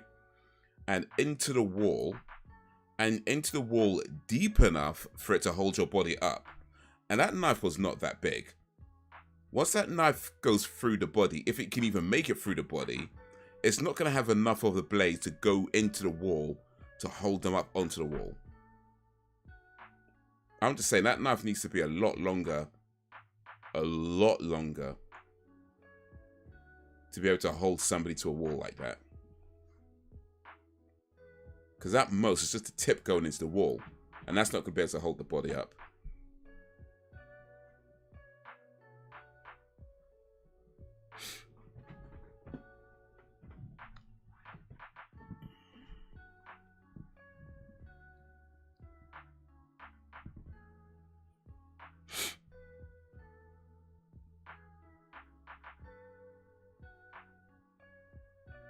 Asian horror is crap. How many times did these sites pick up a horror movie? Say it's the scariest thing ever, and when you watch it, it's the most dullest. Yeah. I think one of the problems with mainstream horror, or say big budget, more polished horror, is that they often just play it very safe. And I get it. There's a lot more money involved. You want a big hit. You don't want to... Oh, here's a jump off the wall? But yeah, it makes for a movie that just isn't that interesting in the end. Not as a horror anyway.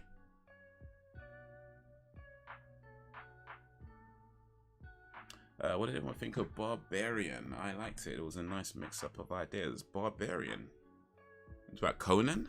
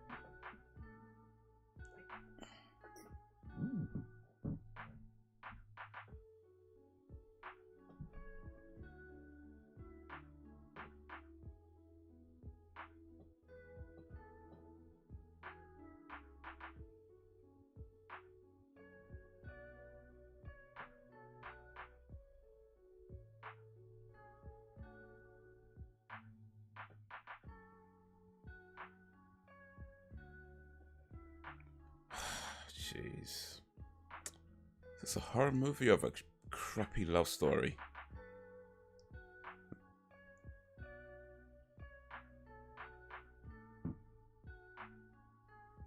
Barbarian, but it's definitely not as disturbing as people made out at once.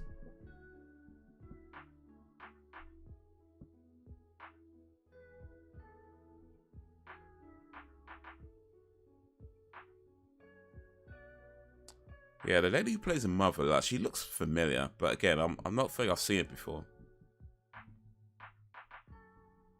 Kind of looks like a young Barbra Streisand. I get you. I don't know.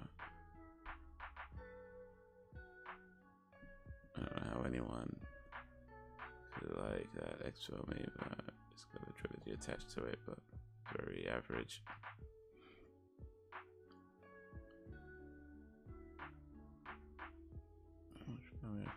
Richard breaking it.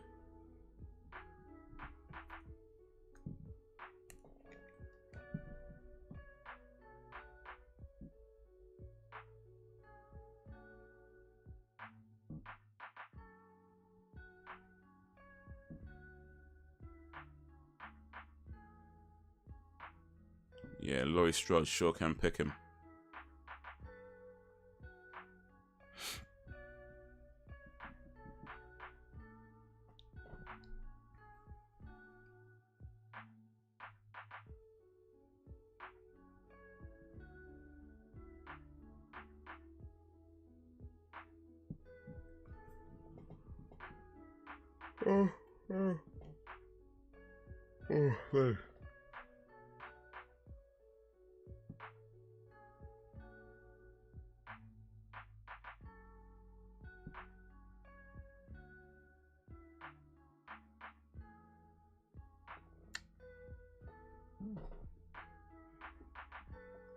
Bloody hell, what's the point of this film?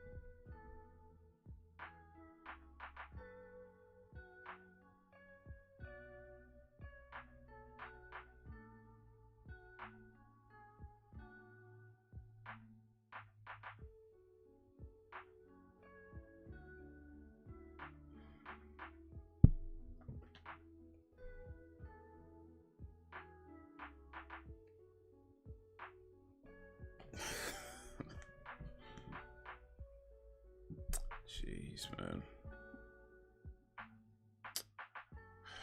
Still like 40 minutes to go, this crap.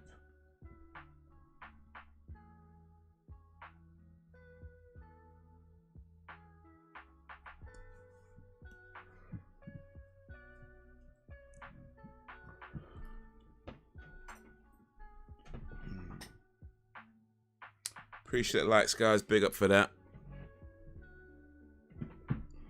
If you like it, like it. I'm not sure I'm liking this movie right now, but hey, hopefully you're liking the stream.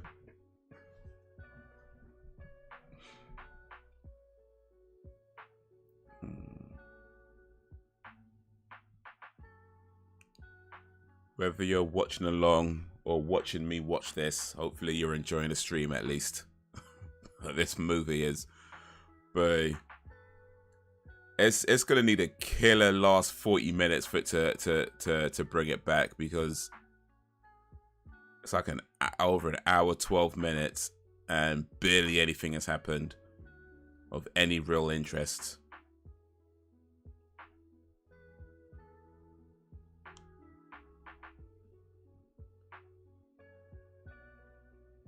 I mean, it's clear they're going for a different style of movie than previous Halloween movies, which is fine. You know, nothing wrong with trying something different. I ain't saying that.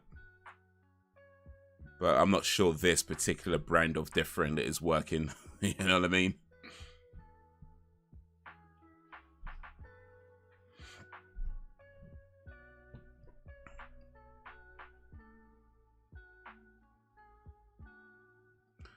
I actually like to XSplit, to be honest. I'm still waiting for Pearl. Richard Brake did a film about body modification. It was really good. Can't remember the name of it though.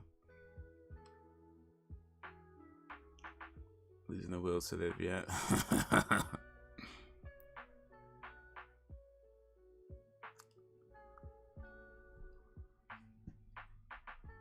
Oh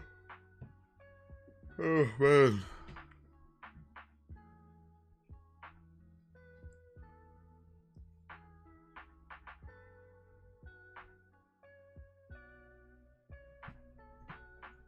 I mean, it's not like they're going for psychological horror, because this ain't psychological horror. You can't really say slasher horror because there's what, 3 people got so far, 3 people, and only one of them really got slashed on camera, like properly. Actually, no, maybe more than that. A few people got killed, actually. To be fair, I think 5 people. But yeah, not enough to be like slasher horror.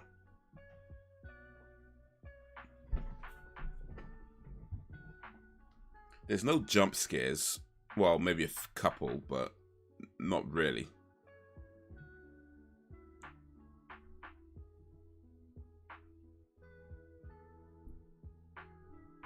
I mean, what is this? Like a drama horror? Is that what they're going for?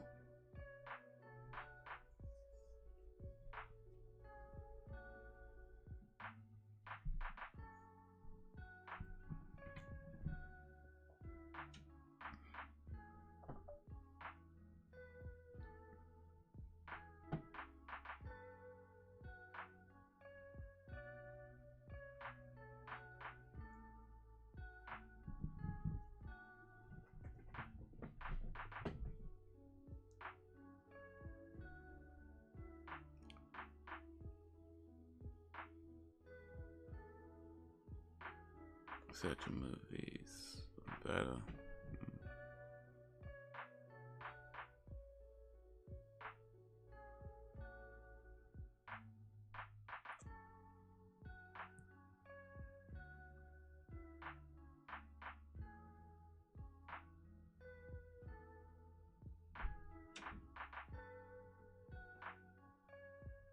Hey, Van Damme. I know that movie. That's like, oh, I've forgotten, but yeah. That's like a 90s Van Damme movie I was watching. Well, that's a pretty cool thing, I guess. I mean,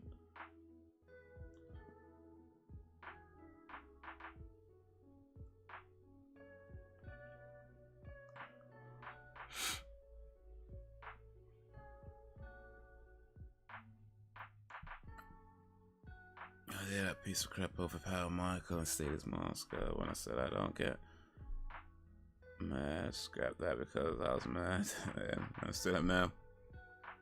I mean, I think in fairness, Michael Myers is an old git by now, and this kid's like younger and knows all the cool new tricks, I suppose. And Michael Myers gave him his eyes or something, but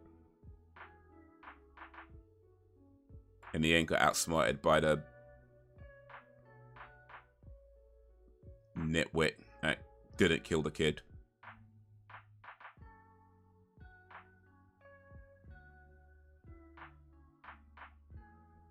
And, you know, he did kill Michael Myers as well, like the original, so.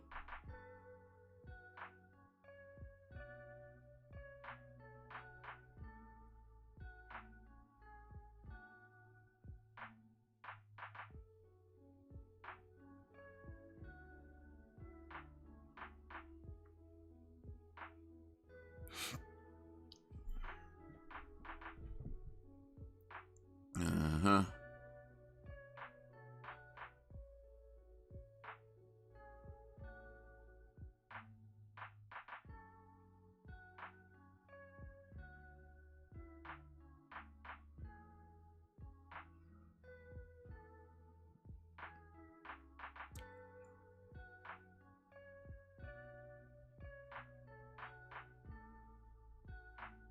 Michael Myers, I'm so shit.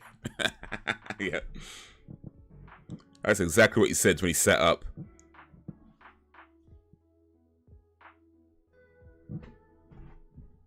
Been doing this for like 40 years. Like, man, I need a break.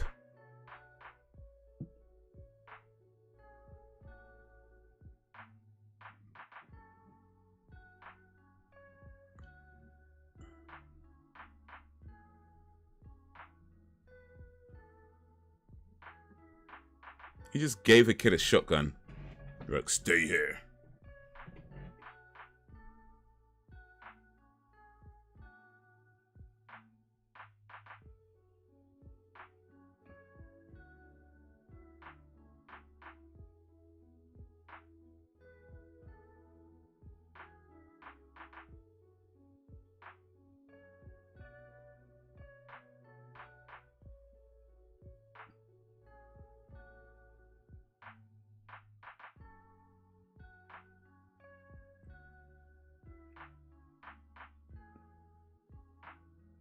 Yeah, he just killed the guy's dad.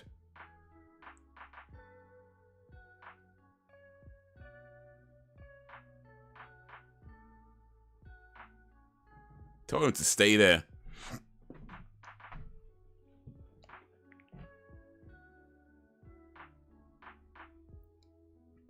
No, I'm having it.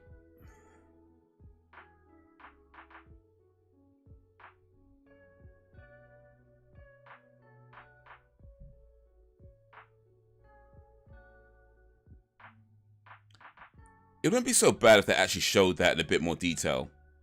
You know what I mean? Like, if they showed his face getting burnt like that.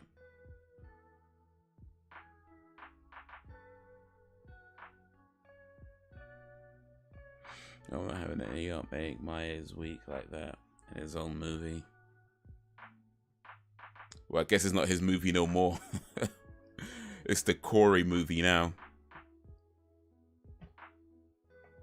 Corey Myers.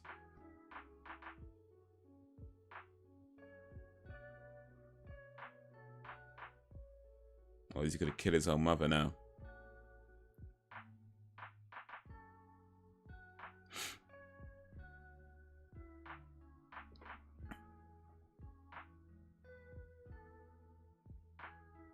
Oh, he is as well.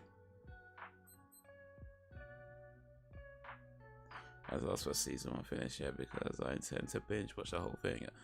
I think it's finishing soon if it hasn't finished already. Because I think, was it episode 8 or 9 just aired? So if it hasn't finished, then it should be finishing soon.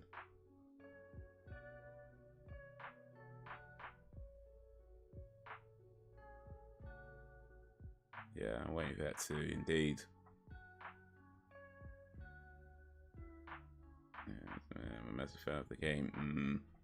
The game was incredible, both of them. So yeah, looking forward to getting to that TV series in the next maybe few weeks or so.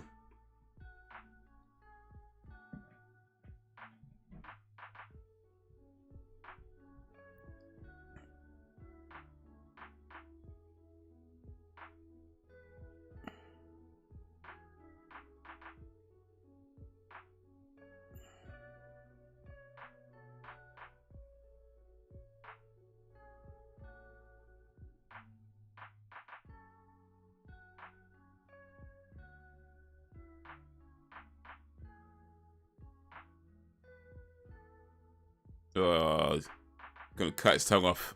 Well, that's pretty cool, actually. I can't lie. That was a pretty that was pretty cool. I ain't gonna lie. That was pretty cool. His tongue's on a record player. Oof.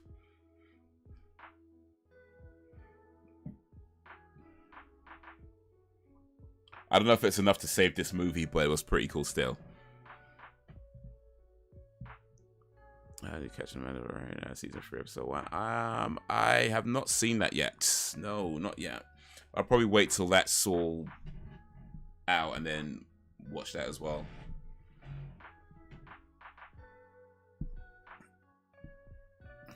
Michael Myers versus Laurie. Big final showdown. And they give us this. Yeah, Michael Myers Jr. Son of Michael.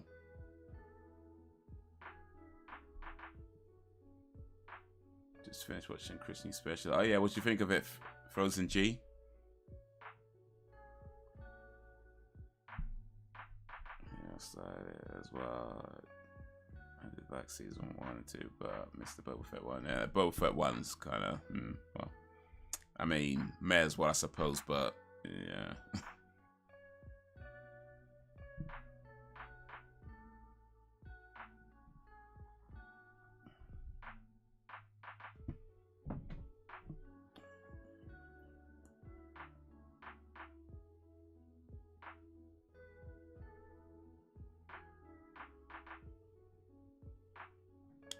Watching season 1 and 2, but yeah, I liked Mandalorian season 1 and 2. I thought they were really good. I'll say I'm not super excited for season 3 though, which is weird, even though I liked season 1 and 2. But yeah, so hopefully at some point try and watch it, but yeah, not right now. Maybe by the time I watch it, be a bit more receptive to it.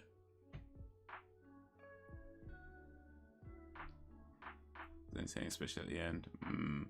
Well, the last bit is a bit that most people are talking about, so yeah.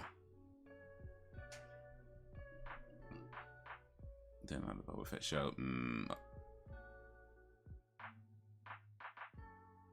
Yeah, Book of Boba Fett was yeah. It didn't do it for. I mean, I don't know if it wasn't rubbish. I didn't think, but it just wasn't. And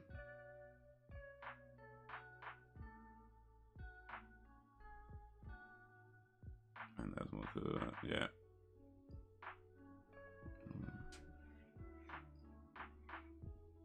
And so I didn't miss anything then. Nah, I wouldn't say you missed a great deal. I mean, there might be some stuff that links to Boba Fett, I'd imagine, but I don't think you're missing a great deal by avoiding it. I doubt it anyway. But hey, I could be wrong.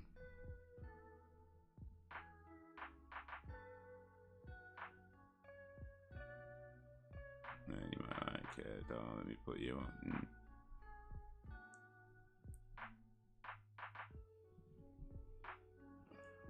Star Wars, but Mandalorian got my attention, yeah. Yeah, Mandalorian was pretty good. Boba Fett was, like I said, I don't think it was rubbish, it was just, there was like 2-3 episodes where Boba Fett is barely even in it, and I was like, what's the point? Oh, what's she gonna do? Oh. Is she actually gonna...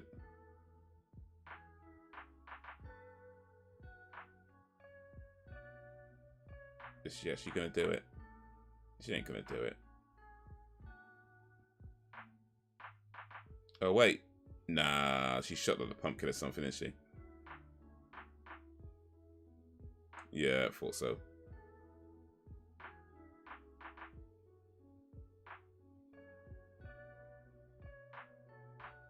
Oh, she was playing him. Okay.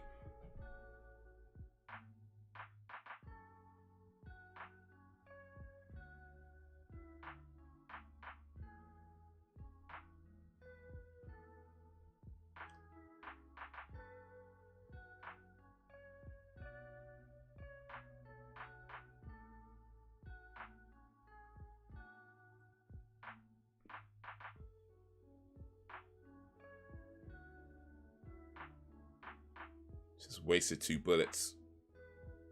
Just shot him in the head.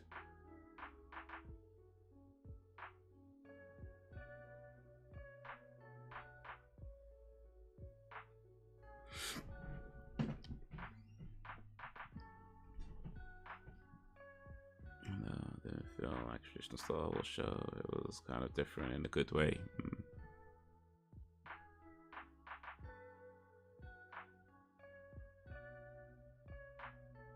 I mean, she fired at least 5 bullets. Somebody called the police, right?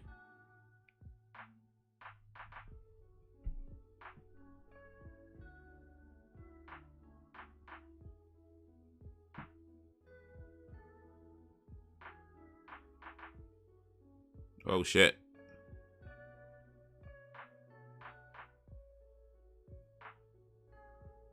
Oh, that ain't gonna look too good now, is it? Uh-oh.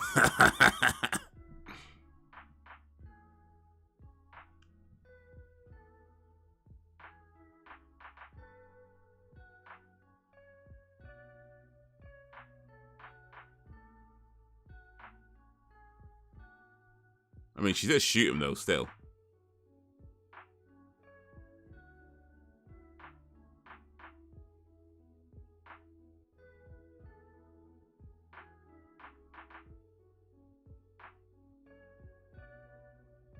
Alright, well, you know, that was a little unexpected. You know, gotta give credit where credit's due. That was a interesting move.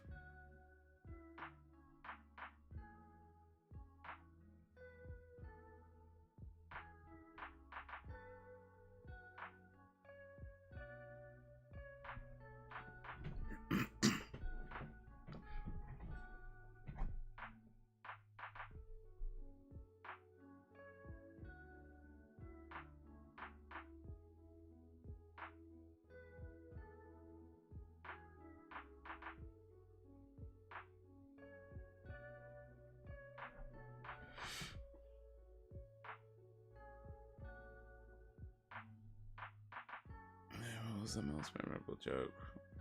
Oh, Chris, what in your opinion?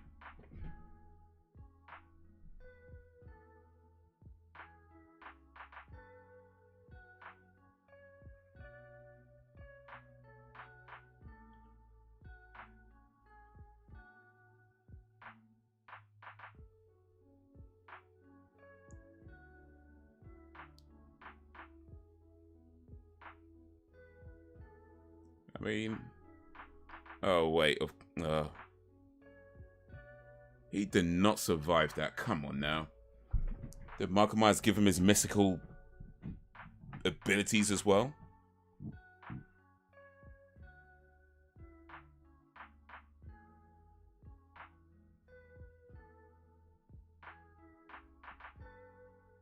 Oh wait, that was Michael Myers coming in. Ugh. Even still.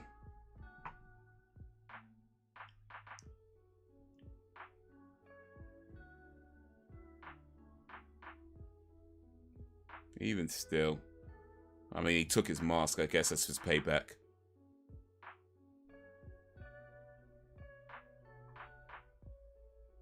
But the Meghan Markle joke was his best joke of the night. To be honest, it is that, but I support you, Chris Rock.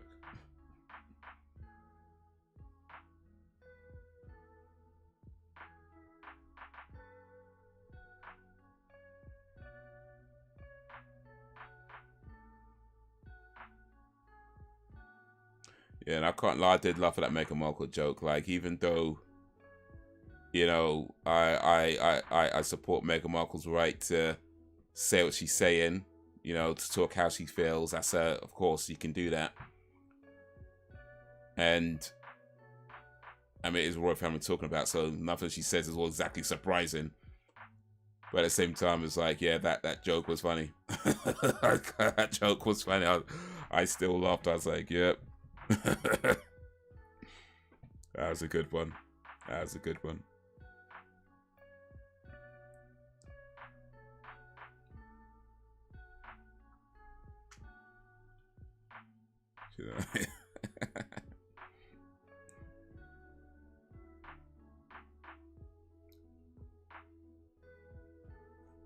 Okay, here we go. Michael Myers versus Laurie Strode. One last time.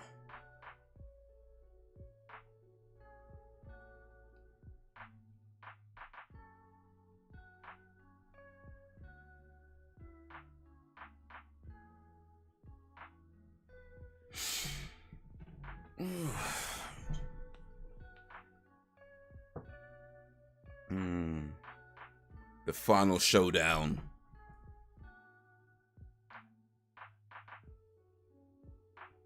When I heard it, that line was, yep.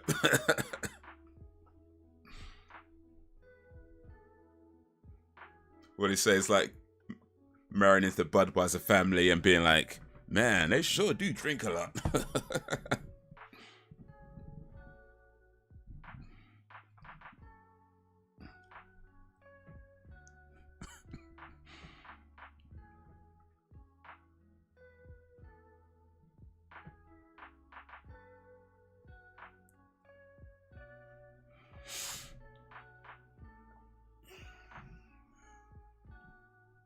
Oh, it's getting stabbed in the air. Oof.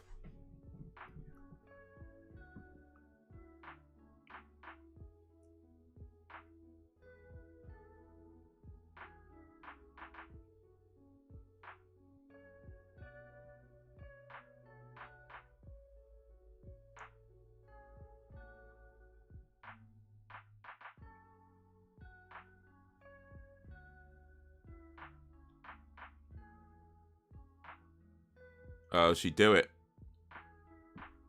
Well, you could have. Oh no, of course not.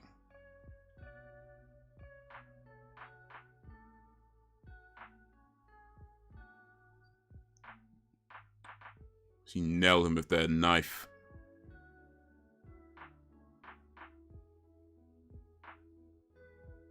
Pinned him with the fridge. Now cut his head off.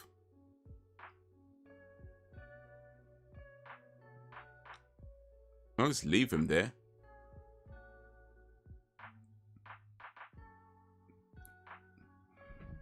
Laterals. I don't like carry on maybe I know I should. Oh, go away personally. Well, that's probably not going to happen anytime soon. I think they're going to be around a while.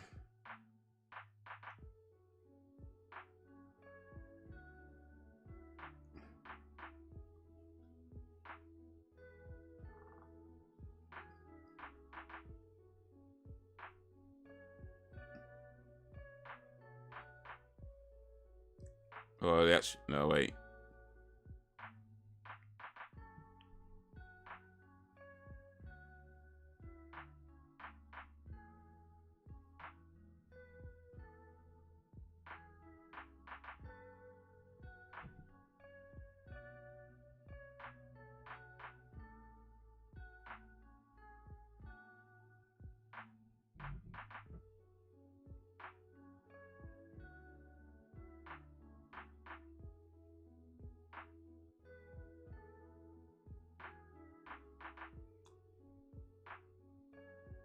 It's not enough. Wait, so, jeez. Like, come on, Laurie Strode. You've chased it for 40 years. You should know this by now.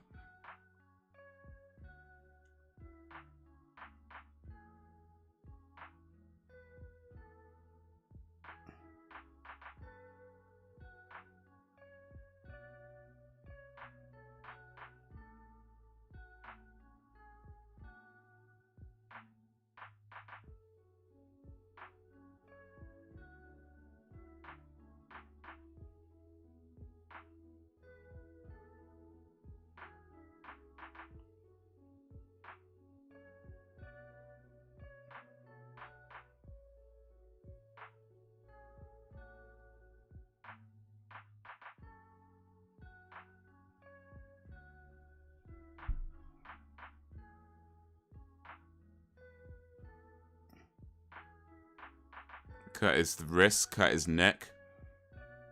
Chop his whole head off.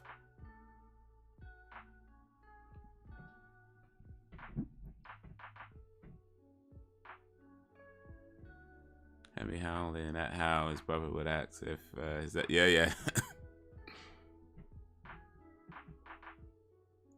wish he would have made more jokes about it from Miss Smith Instant. Yeah, I mean, that last bit was like, I mean, I don't know, because on one hand, I feel like, yeah, it would have been, maybe more jokes would have been funnier, but then at the same time, I guess you don't want to go and do too many jokes about the one thing, right? So,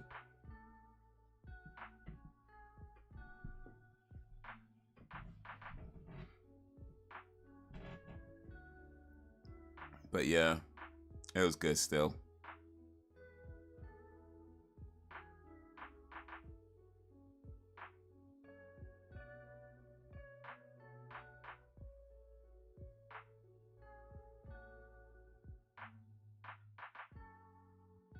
Yeah, you should know this. At least a granddaughter's making sense.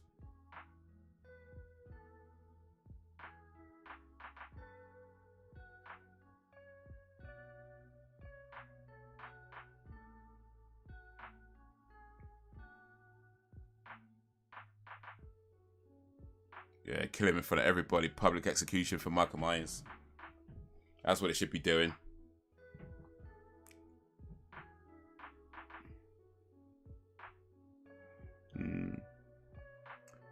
But yeah, well, I say like, I don't know. I guess it's my one kind of gripe-ish. Is that the last comment he made about not fighting in front of white people. I did feel that joke was, yeah, that was kind of like, the ending felt just a tad, you know what I mean? Because the whole thing was quite strong. And I did feel that last bit was kind of like, but even still, it was a good showing for that hour. I ain't too mad at that.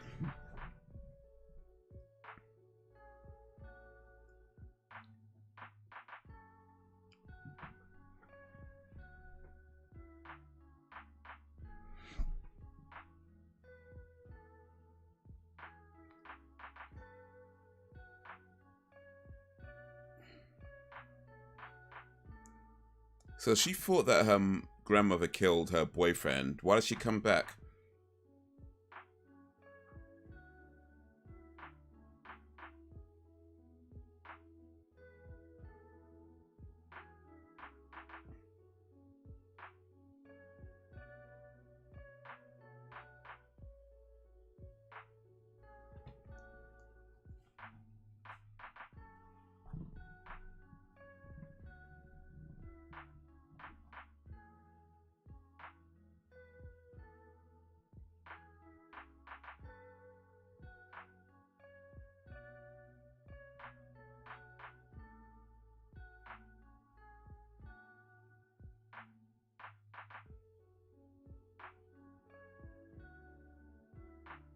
Wait, why is she standing in the trash compactor?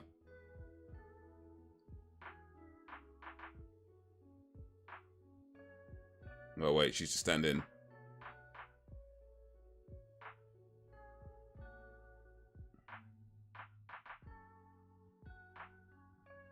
Okay.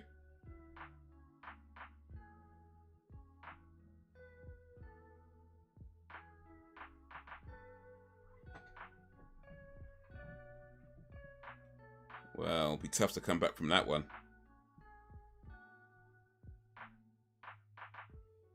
They did Michael Day for sure. I mean, they put him in the trash, literally. He literally put him in the trash.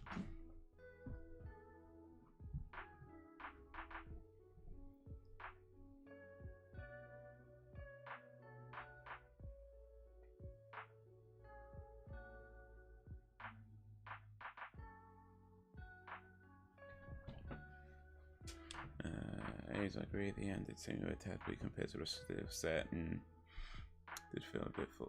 I'll say, like, yeah, what he was saying, but yeah, right, yeah, that's the thing. Just didn't quite. I mean, I guess to be fair, it's not like the worst ending. I ain't trying to say that, but yeah, it just kind of just didn't.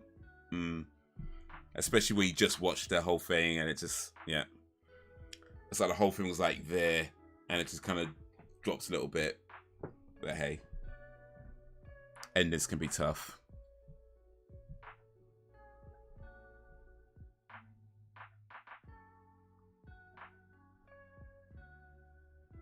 Okay, but still, the whole movie was built on the final showdown to get a whole load of rubbish and a final fight. That's a few minutes.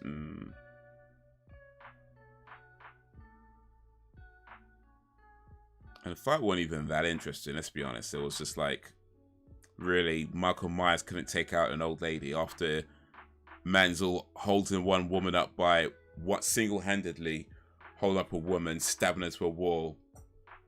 All that strength that he supposedly had coming back from the dead multiple times. He telling me he couldn't beat up Laurie Strode. Really? Come on now. Come on now. And this police officer, is he finally going to get some nookie?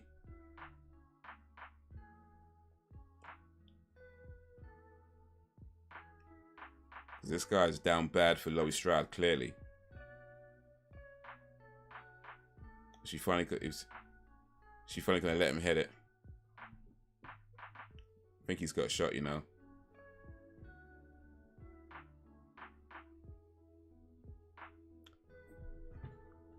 Old lady Poontang.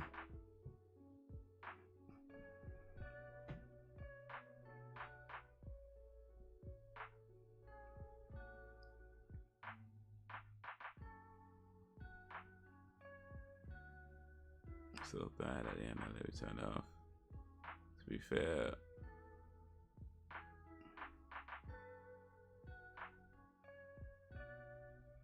that's not really the case with these specials.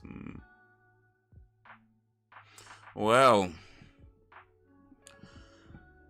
that was Halloween Ends.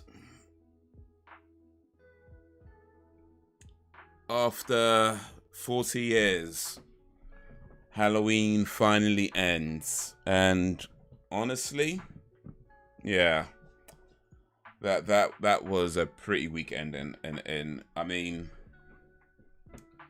there were some bits I liked, you know. I think it definitely has some cool bits to it. But overall, that film was boring. It felt like, I mean, look, I have no problem with them trying to do something different. In fact, I generally like when movies or whatever try to do something different, because it keeps it fresh, you know, keeps it interesting, keeps you on your toes, blah blah blah. So it's cool that they thought, yeah, let's try something a little bit different. Awesome, great, nice. However, just because it's different, that doesn't mean it's good. And I think that's the case in this. They tried something different. I personally don't think it worked mostly. There's a dude in this called Eric Porn. Like, his name was actually Eric Porn. He was I think he was like a FX makeup guy. He's credited as Eric Porn, his name. But anyway, yeah, it was way longer than it needed to be. Like, this is like a 10-minute story that was stretched out over an hour 50. Like it's if that was your story, you did not need an hour and 50 minutes, like 10-15 minutes max for this. It's not that deep, you know. And that's another thing as well. It felt like it was trying to be deep, you know, like it felt like it was really trying to be deep with its storytelling, and it just wasn't. Because it's like, first of all, like, you know, this kid Corey, he comes to contact with Michael Myers, and Michael Myers puts his eyes in him, and like, so like, is that what we're doing now? Like, ooh, do the way the Wimbler, you know, what we're doing here? It's like, that's what they did in Child's Play, or something, like he's transferring his soul to a doll or whatever, and it's like, come on. I mean, and yeah, and the kills, I guess there was quite a few kills in there, but most of them were pretty much off-camera kills, so it's like, who cares? There was maybe a couple of on-camera kills, like the one that the DJ, I think the DJ, in my opinion, got the best kill. The DJ got the best kill, like the way he just let his head smashed in, he cut his tongue off. So like, he got the best kill, like, so that was pretty cool. But and when that kid stabbed himself as a way of tricking the granddaughter into thinking Laurie killed him. Okay, that was a pretty, you know, that was a nice twist as far as the movie goes. But yeah, overall, like I say, there's a few cool bits here and there, but overall, it was just boring. And yeah. But what did you think of it, for those of you who watched along or have seen it before? Sam's opinions on this film are very well documented. But that is the end, at least for now, of Halloween.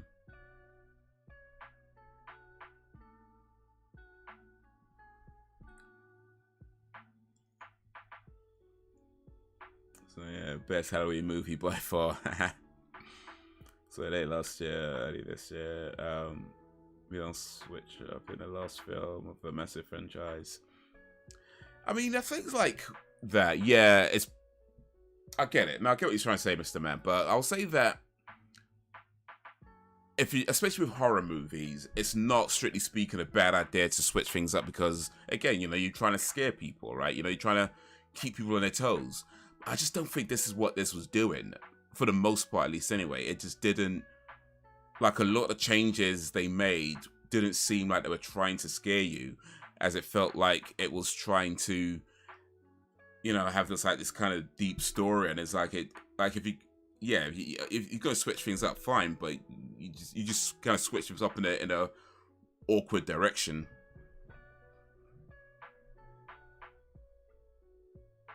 Keep it simple, stupid. Yep, Kiss. That I'd agree with.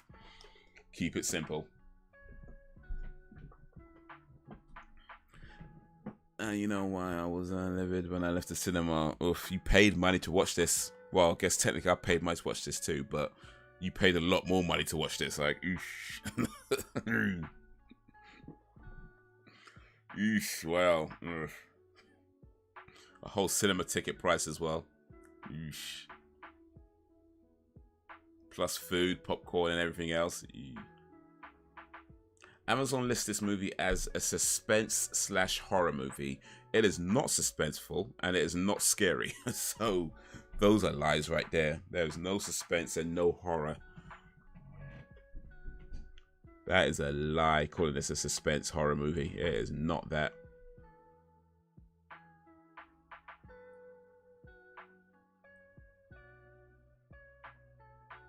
Rob Zombie did something different, and I liked what he did. This was painful. Rob Zombie is the dude. Not the 5-star. When do you guys think was the golden era of horror genre? Ooh, that's a good question. I don't know. You know, I mean, I guess to be fair, I probably haven't seen a lot of the classic horror movies. I mean, I guess I've seen like the maybe one or two of the, like, you know, like the Friday the 13th and that whole thing, Nightmare. But in terms of like the whole series, I probably haven't seen a lot of them. But at a guess, I'll probably go with 80s is probably, because that's like, I mean, Halloween was like late 70s, but then like Friday the 13th, I think, was 1980. First Nightmare was 84 3, 5, and there's quite a lot of slasher horror movies coming at that time. I think for American horror, at least anyway, I'll go with 80s. Yeah.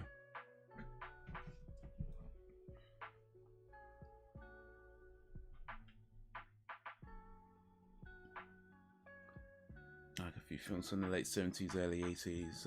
I think 70s with the Hammer horror. Oh yeah, Hammer House. That was Christopher Lee. And it spread for me.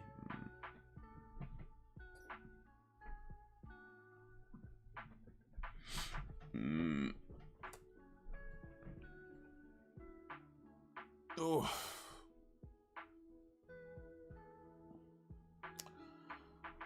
But yeah, that brings us to the end of Halloween until they reboot it in a couple of years, I'm sure. What's this, 2022? So I reckon by 2020. Yeah, I reckon by 2025. I'm gonna make a prediction. 2025 is good. You're gonna see either a new Halloween movie, or at the very least, there'd be an announcement of a new Halloween movie. If it's not ready or made by 2025, at the very least, it'd be announced in 2025. That's my prediction. 2025, at least, a prediction. An announcement of a new Halloween movie. So if it's not already made, then there at least be some kind of an announcement that they're making it, and maybe be due out the next couple of years or something. But at the very least, an announcement of a new Halloween movie by 2025. You can mark this day, you can mark this time on the live stream, and then we could come back in about 3 years and see if my prediction was correct. But I'm saying it now. 2025, at least an announcement of a new Halloween movie. I'm either going to be right, or I'm going to be wrong. You have to wait 3 years to find out.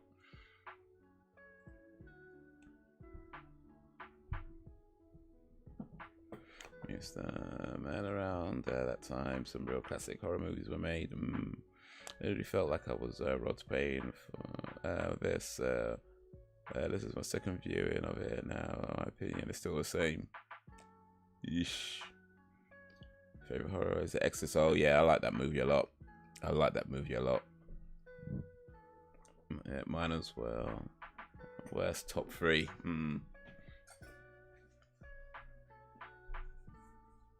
All right, let's try and be say something nice about Halloween Ends though. Because clearly nobody here likes the movie very much, but let's try and say at least one good thing about this movie.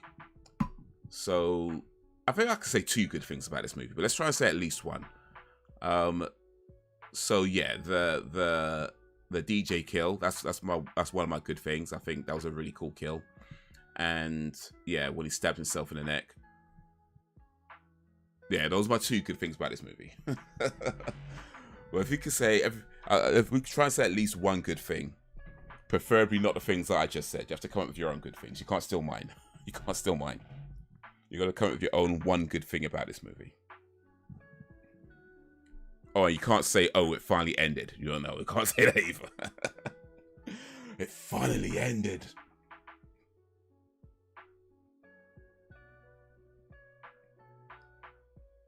Let's say do a Halloween TV series. Ooh, that could work. Oh, can it work? I mean, I guess you could, but I don't think it could work if you had Michael Myers as the villain. You know, like I feel like a Halloween series could work if it was less about Michael Myers and maybe more about, say, the town Haddonfield, or perhaps maybe like the history of Michael Myers, like when he was a kid or something like that. You know what I mean? Like the time Michael Myers was maybe spent in like the mental hospital, like in a maybe that could work actually. That could work, like if it was set during that time.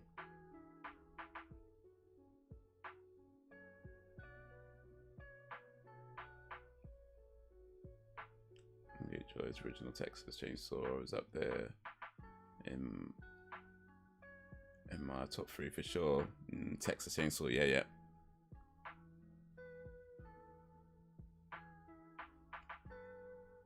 That was brutal. And had a good opening. That's it. What was the opening again? It was oh yeah, the kid getting killed, wasn't it? Yeah. The only kid fell. So Sam's one good thing is opening.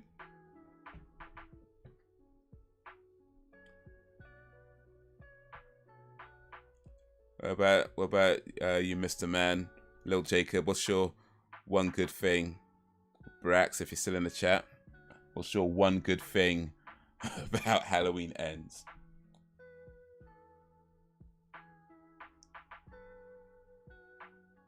Or maybe go back to Halloween 3 Seasonal Witch. Yeah, because that's kind of an untapped area, isn't it? Like, there's the one movie that didn't involve Michael Myers.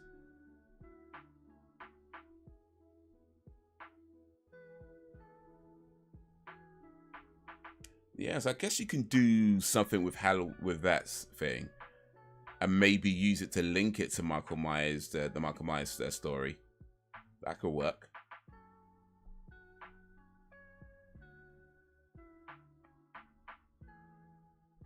There.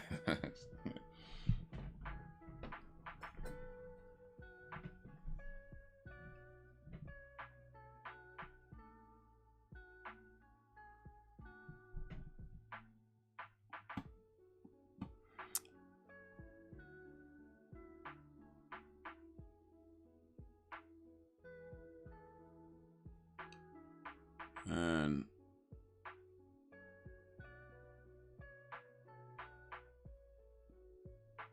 I'm saying the opening scene, or maybe the way they killed him in the Crusher Mangler. Yeah, that was pretty cool actually. But I felt like I was kind of, I don't know, I was kind of hoping like they'll do that in slow motion or something, or maybe not slow motion, but it felt a bit too quick for me. You know what I mean? Like it felt just a little bit too quick. Like I don't know if they needed to do it in slow motion, but maybe just like slow it down just a little bit, like maybe so you could savor that moment of him getting crushed. It just felt like it went a little bit too quick for me.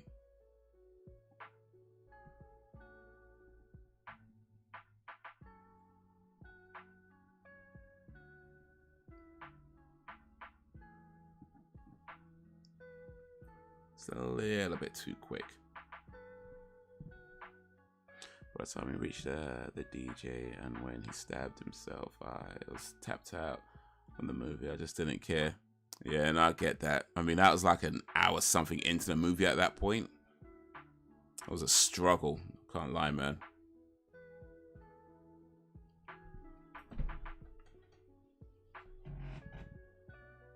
It was a struggle.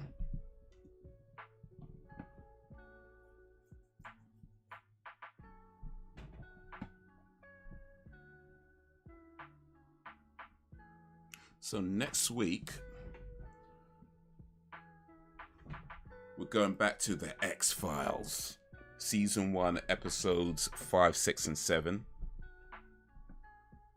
But then a week after that, seeing that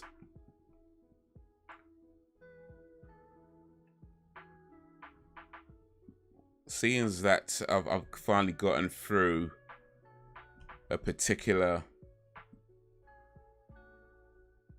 vampire slaying series, I reckon perhaps it's time. Oh, you can't even say it. Oh, maybe you can. We watched this damn movie.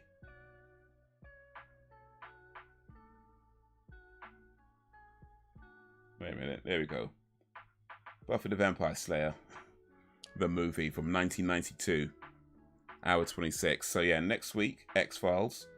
Week after that, Buffy. It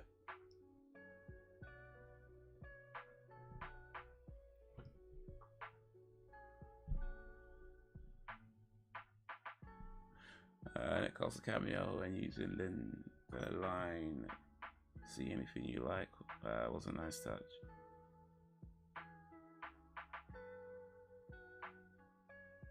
See anything you like. Who's Linda?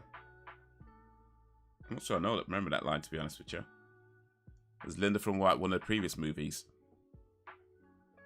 So yeah, watching Halloween Ends feels like Groundhog Day. It just keeps going.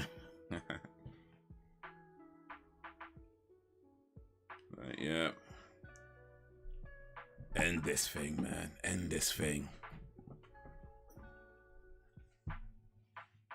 Halloween end. Bloody hell, man. When will it end? Boring ass movie.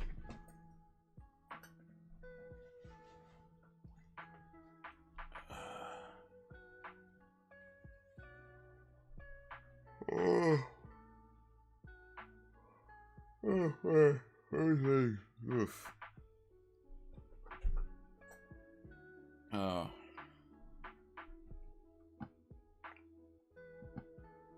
Let's check a few things about Halloween ends. See if we got some trivia.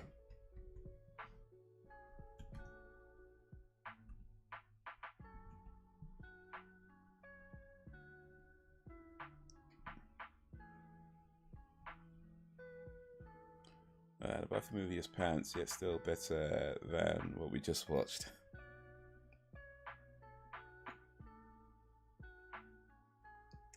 Well, in that case, we're making an improvement. We make it a significant improvement.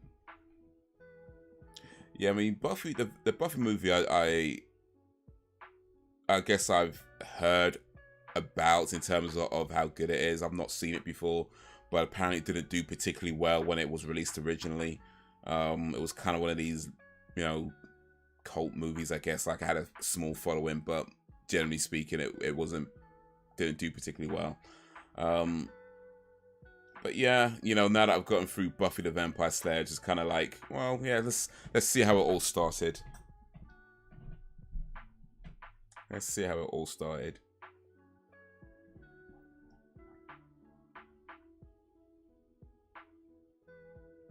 So this movie currently has a 5.0 rating on IMDb, and that is out of that is out of 57,000 people.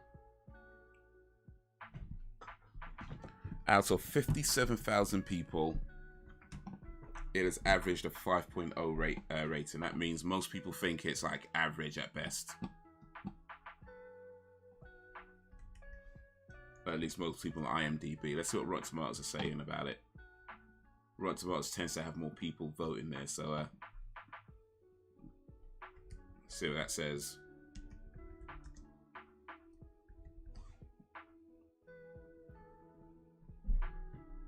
Gave it 5.5. Tiny bit more than average at best. Alright, so, you can see it here. So Halloween ends on Rotten Tomatoes. This is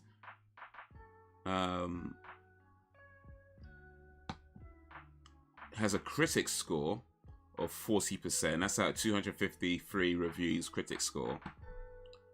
And out of over 2,500 plus audience scores, it has a 57% rating. So the audience like it a little bit better than the critics. Just a tiny little bit better.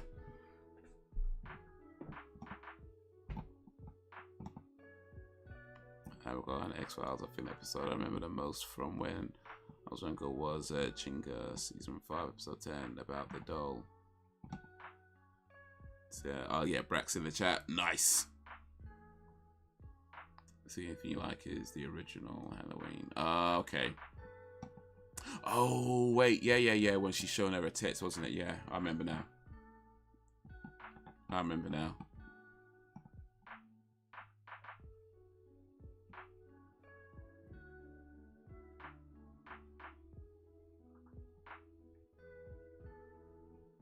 He's all starting tomorrow. Can't wait. Nice. Maybe the next episode's called Home. That's lower than my score. I watched most of them back in the day. My memory isn't the greatest. About Squeeze, man. That's below. There's so many episodes. Yeah, first season. Particular episode was very creepy. Completely changing. So briefly, but a random question, Haze, do you like the Eurovision Song Contest? You know, I haven't watched that for years. I mean, I don't not like it, I suppose. I just don't particularly care for it either. Like, so I've not watched it probably for at least 10 years, maybe more. It's not something I look to when it's on. In fact, you know, in all honesty, I don't really watch a lot of TV anyway. So there's that fact. I just don't really watch a lot of TV. But yeah, even like checking for it on the internet, I generally don't bother. I might see a few tweets about it because I guess a lot of people do still watch it, but yeah, it's not something I pay much attention to.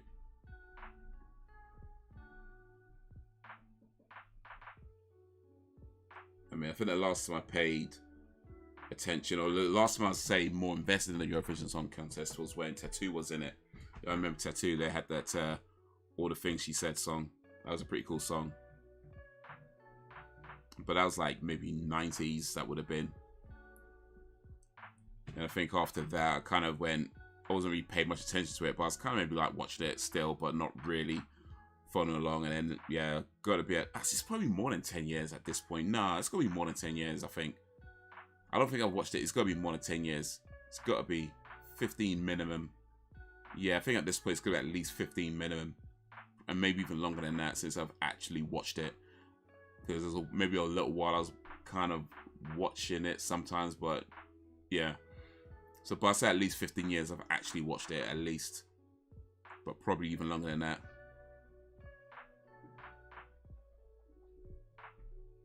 When's must have been a high when watching it. Well, we talk about Eurovision Song Contest or Halloween? Maybe both, actually.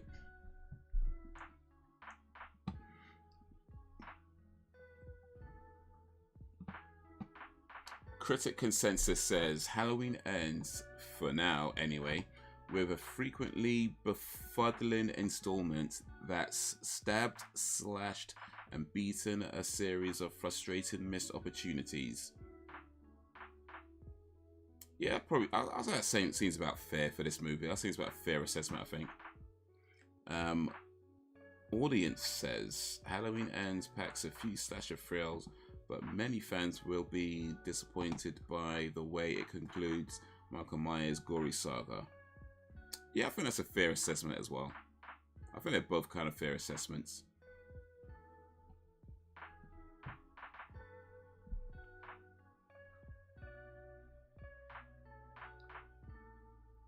And squeeze that character you could get into any places was called Tombs, Eugene Victor Tombs. Yeah, that's one of the ones we watched last week. Was it last week or a week before, rather? No, it was last week. What am I talking about? Yeah, watched it last week. Watched that 4 episodes last week, and that was one of them.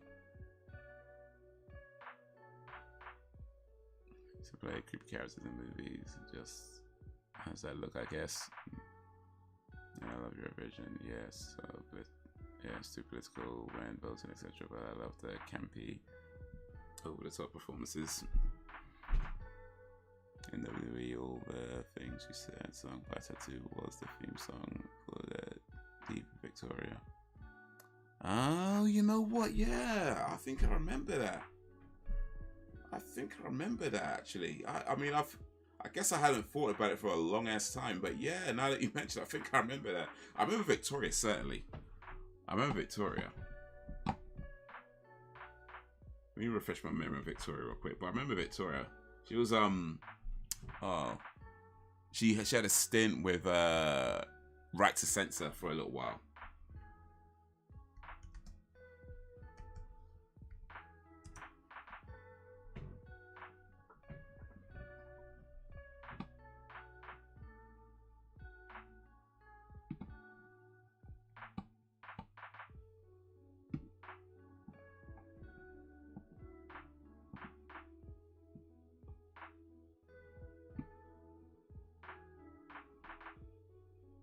Oh wait, did I just mix her up with somebody else? One sec. So I'm looking at her now, and it's saying the face I remember. Maybe I don't remember Victoria.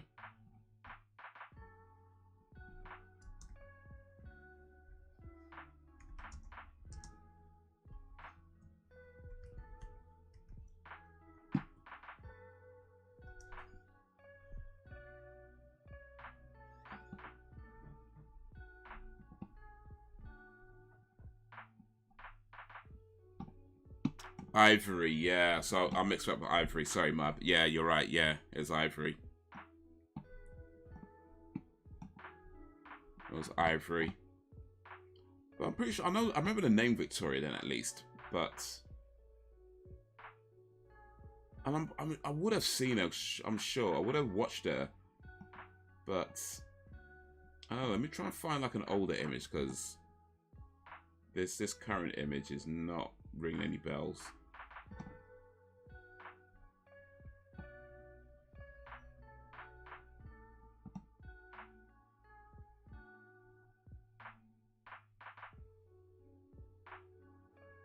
So I'm sure I would have seen her, but maybe I'm just not remembering as well as I think I do. Because she would have been around at that same time. But yeah, I'm not sure I remember her as much as I might think I do. Oh, well, never mind. It's not that important. It's not that important. It's not that big a deal.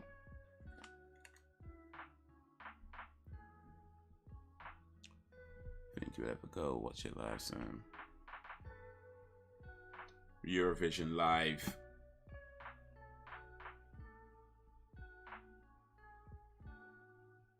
You have to sing along to all the songs.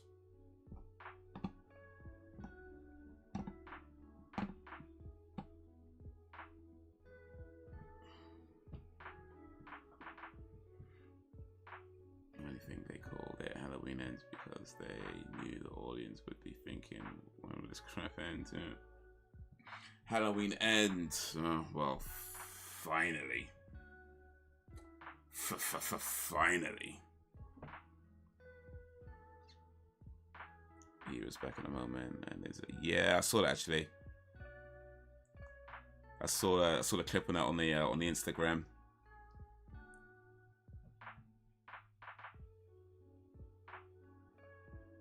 1 second, I'll say Jacob. We are hosting it this year. Wasn't there some issue or something like? I think it was supposed to be hosted in Ukraine, but then the war happened, and then it. I think I heard something like that, didn't I? Or is then out of my mix of memories again?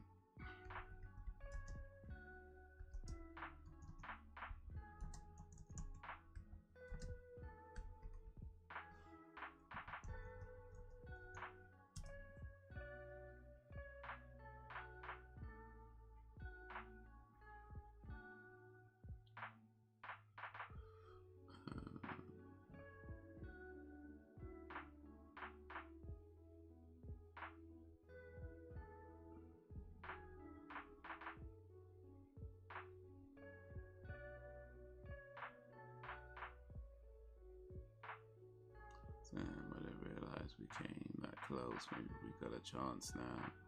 We are the hosts. As someone who hasn't watched the Eurovision Song Contest for many years, I'm gonna make a prediction. England ain't winning none. I swear the winner always goes to like, I don't know, like Sweden or something. Like it's never like. When was the last time England actually won? Let me see.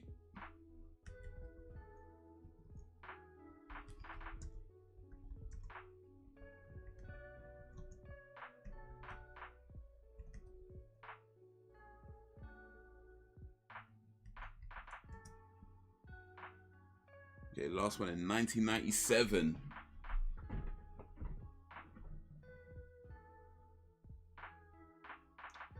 So according to this that just come up, UK has won Eurovision.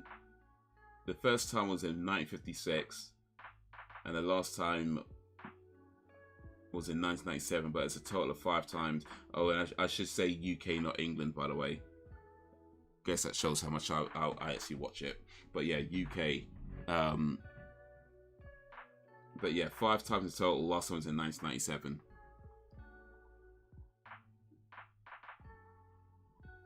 You know, the Wales, love shining light. Hey, Ben's on it though still. Ben is on it.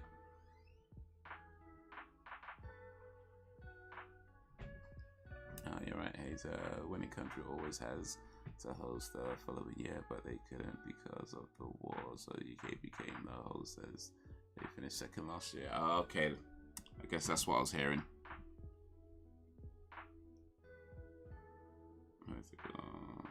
Talent appears to be secondary, so we shall see.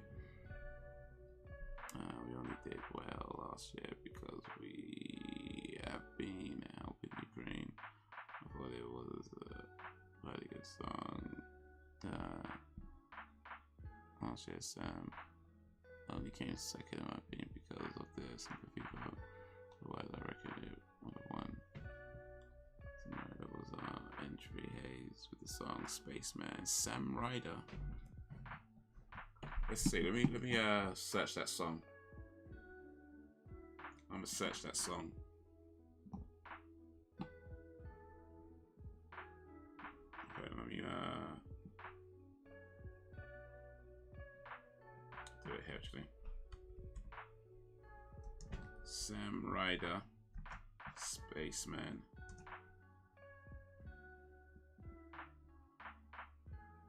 Oh, hold on a second. I think I heard this song. I mean,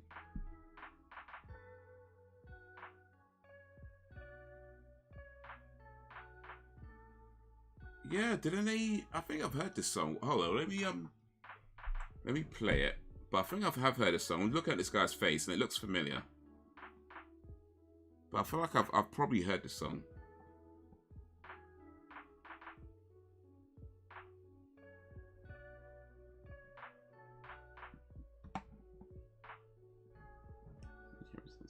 Engage in some collusion. We might stand a chance. Well, I mean, you gotta do what you gotta do, right?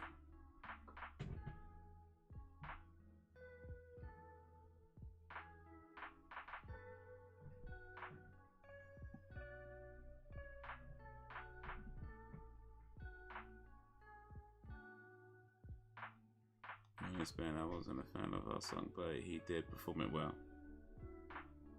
Yes, making you public, trying to get the tickets for the Eurovision this year. They go and sell a day tomorrow.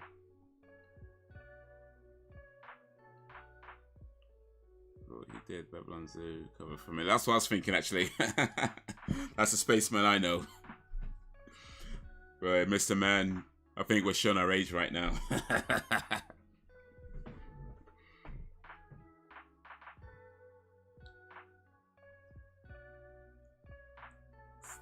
180 goes to 380.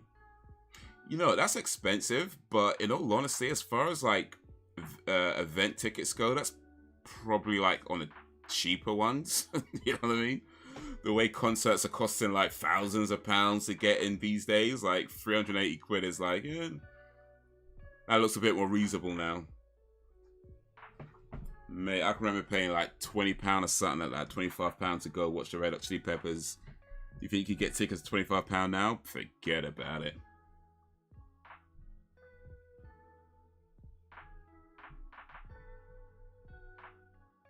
Watching at home in my PJs.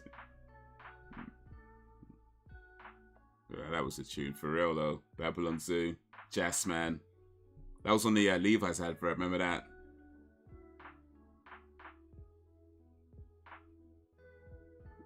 Yeah, that song's alright.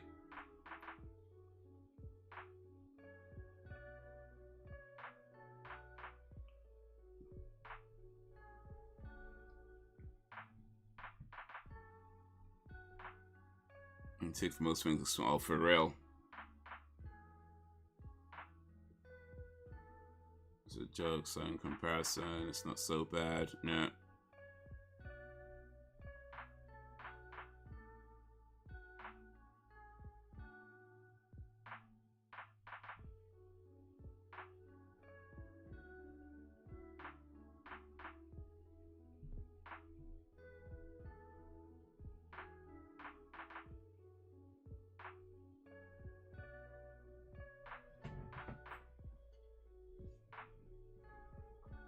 Yeah, that's not too bad. I like that. That's kind of right. I mean, yeah, I can dig it. So you guys might know this there, because I think I heard a thing about a Eurovision Song Contest where the representative, like the singer, I mean, rather, doesn't have to be from the country that they're representing. It's just that the song has to be written by somebody from that country. So, for example, you could have, I don't know, like an American guy singing for England, singing for the UK, as long as the song they're singing was written by somebody from the UK.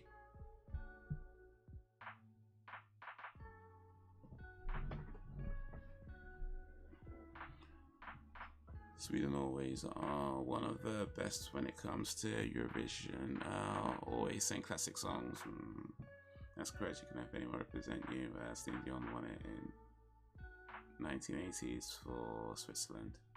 Celine Dion wanted to have a pretty damn good career, I'd say, wouldn't you? Wouldn't you? I think, you know what, I think I've seen this guy. He was on the TV for like New Year's. I think that's where I've seen him before, but no, I don't know this song. At least not now, not before anyway. I know it now. But I think I saw this guy, Sam Ryder, on New Year's. He was on the TV on New Year's.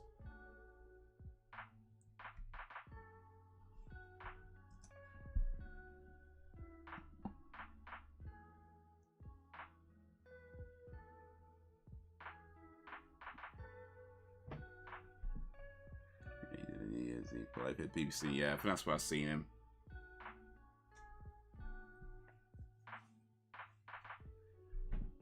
When Lordi did it for Finland, I know them before I saw them at Eurovision.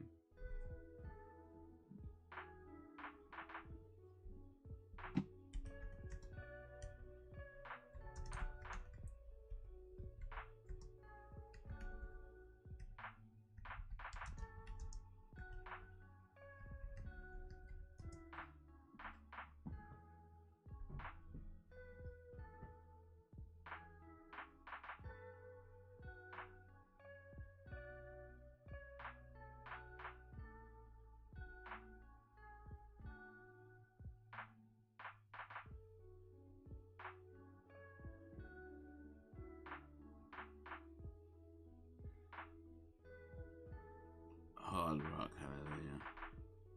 So I find that was just totally different.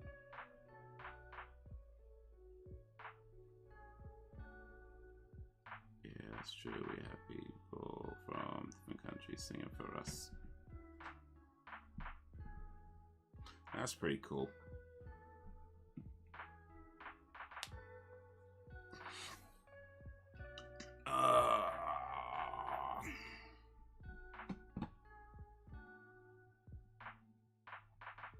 That's pretty cool. Alright, what is... Let me get back to YouTube, actually. What is your favorite song performed at the Eurovision Song Contest? I'll listen to it and let you know what I think of it.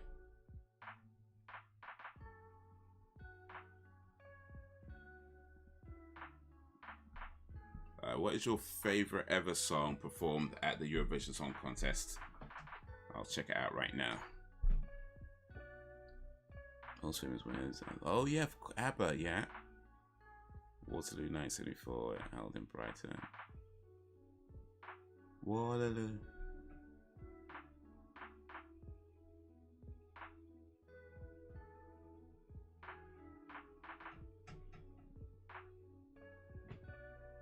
I saw by Lord, it was called Blood Red Sandman. I think it had a very evil dead music video. It was awesome. It was a tough one. Lordy. Oh Lordy. Let's see, Lordy, what's it called again?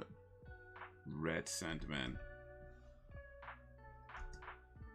Oh, Blood Red Sandman, my bad. I typed it wrong. Blood Red Sandman. Oh Lord. Lordy, Lordy. Alright, let's check this out. Okay, so from the thumbnails, it looks very Viking metal. Alright.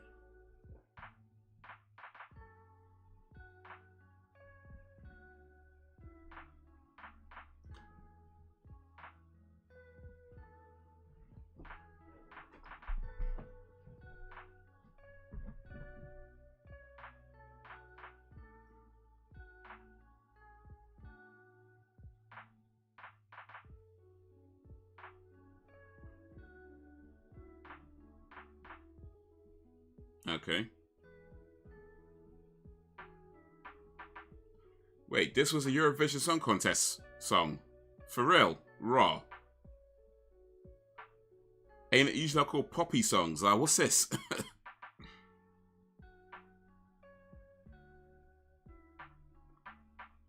I'm guessing this song did not win at all, did it?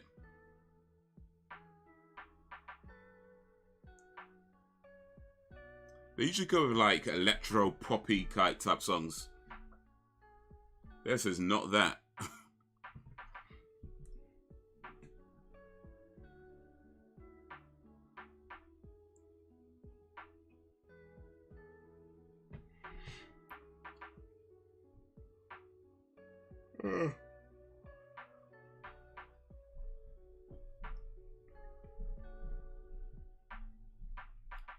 Pretty cool though, still though. I like it.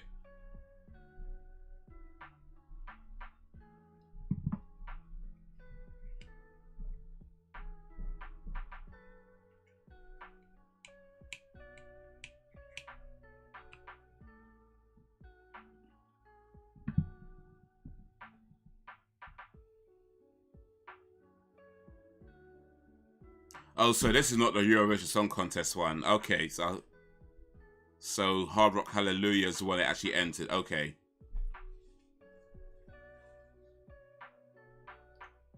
Well, I don't know. I mean, this is my first time experiencing Lordi, but after hearing this, it's kind of hard to imagine doing a poppy, electro poppy song. But, you know, I'll check it out. I'll check it out.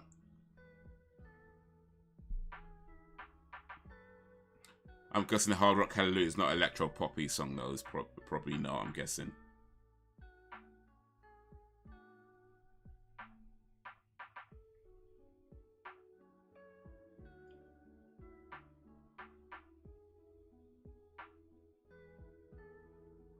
This wasn't the original song. It's Hard Rock Hallelujah. I was there. Okay.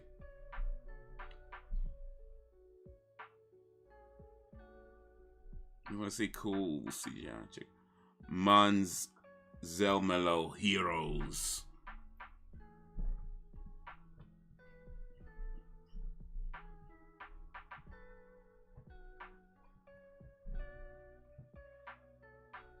What was the name of the Eurovision?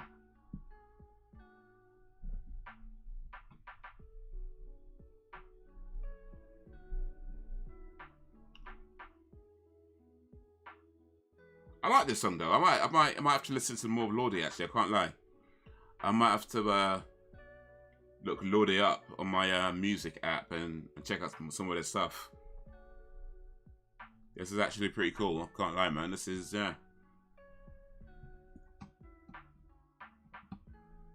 just pull the tape out, pull the plug out.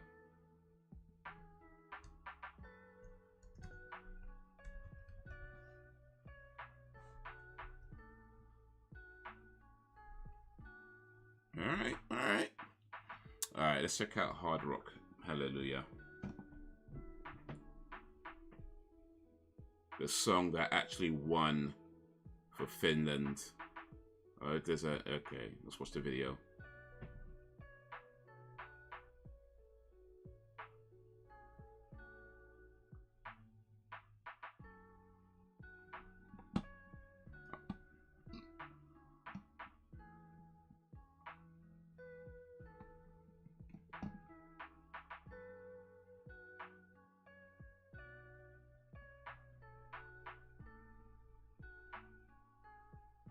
No, it's not a poppy song. But it's got cheerleaders in the video, so that's kind of poppy, right? Yeah, that has strong original vibes.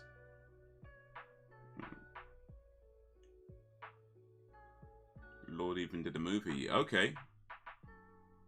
Oh, Lordy. Lordy and a Marvin.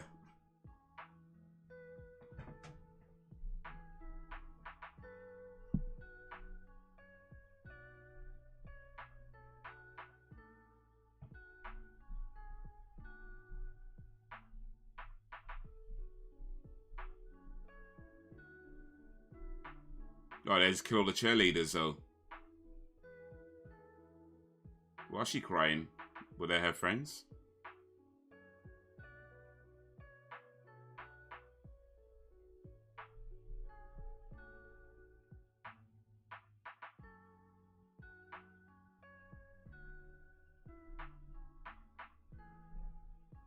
Man, this girl's just trying to go to school, get to a class, and these like guys turn up in like Halloween makeup, killing off the cheerleaders, beckoning her to come to them.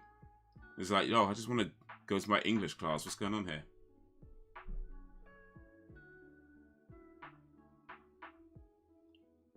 Janice is walking by like, man, I'm gonna have to clean this stuff up. What the hell?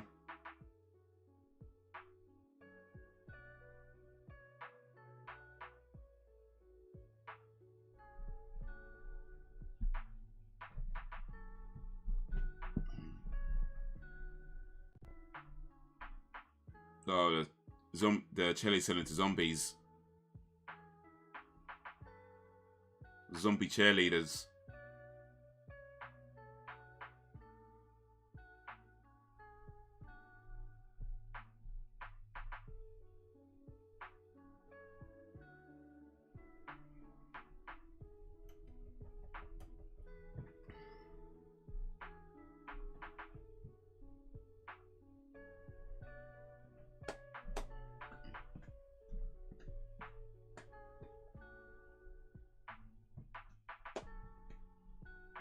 But a pretty cool song though, I can't lie, man.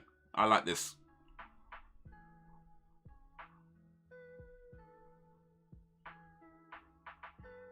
Yeah, I think I might have to listen to more Lola, you know. I think I might have to listen to more Lola. So that's pretty cool.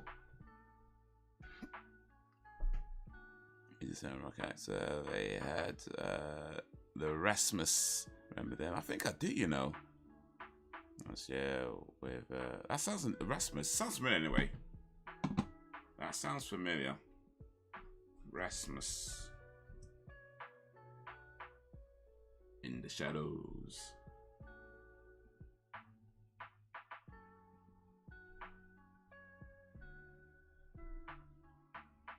Yeah, my metal head feeling always went down the back of me. Always something. I like OTT. Me too, Sam.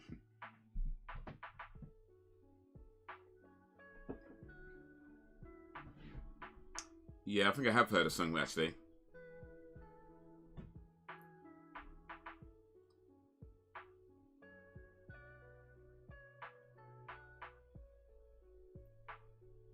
Cool CGI. It's a kind of video. Also.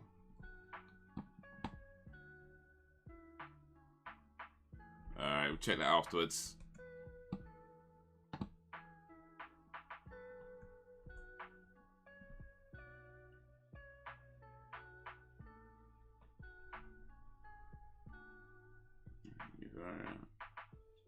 Big club tune. Laureen Euphoria.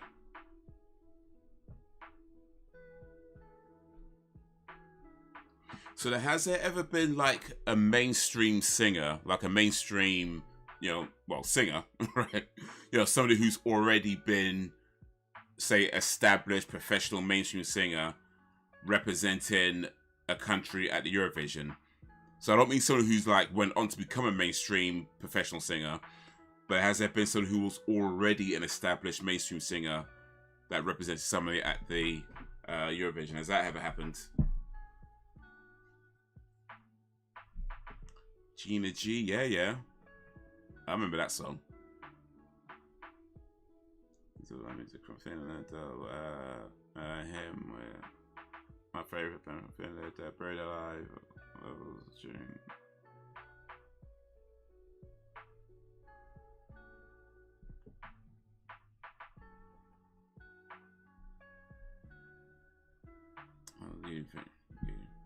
Gina G, ooh, just a little bit, ooh, a little bit. Yeah, I remember that. That was popular, that song.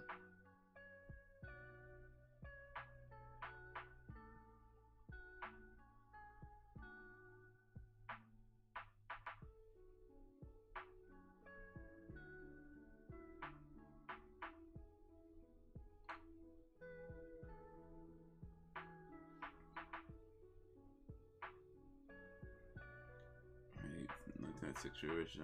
I love that song. Gonna be her Bonnie Taylor. Bonnie Taylor. Bonnie Taylor.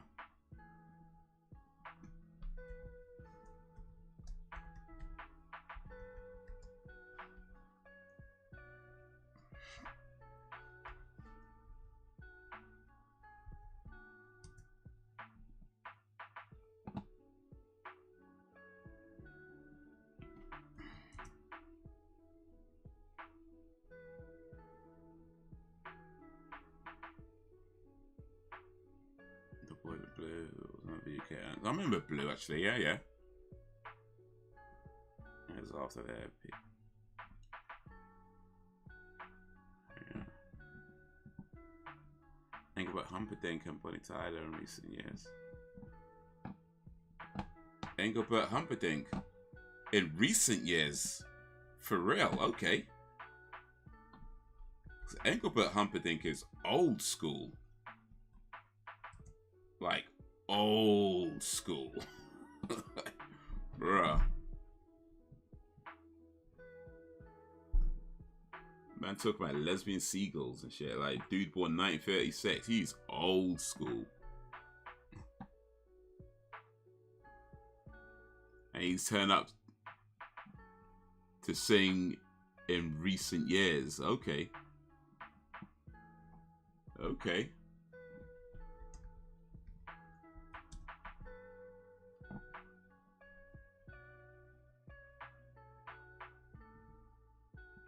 Love Will Set You Free. That was in 2012. Right.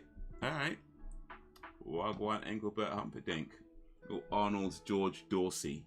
MBE. Alright, let's check out this, what was it? CGI.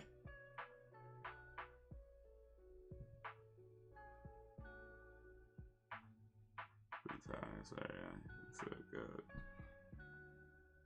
Oh, I have had more luck with. So. I finished with the one. Eurovision.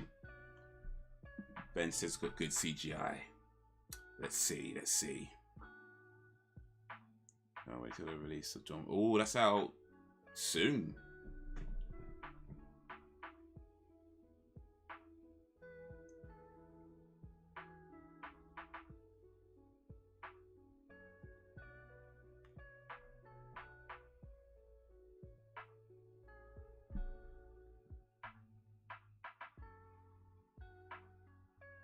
Okay, yeah, I can see what you mean, Ben. They got some cool effects.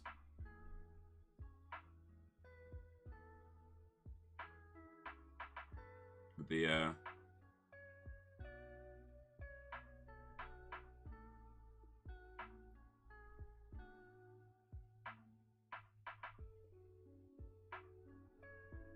Brax is still in the building. Men like Brax.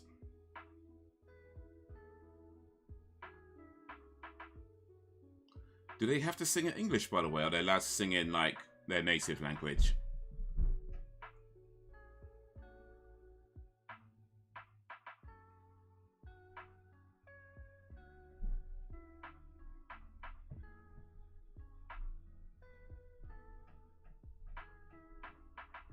Sing in any language. Okay, cool.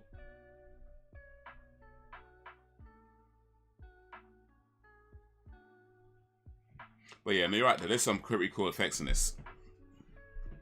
The song's not too bad as well.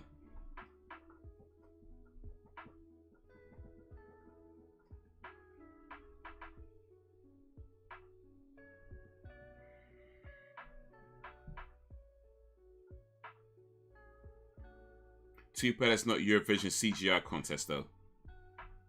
It's Eurovision special effects contest.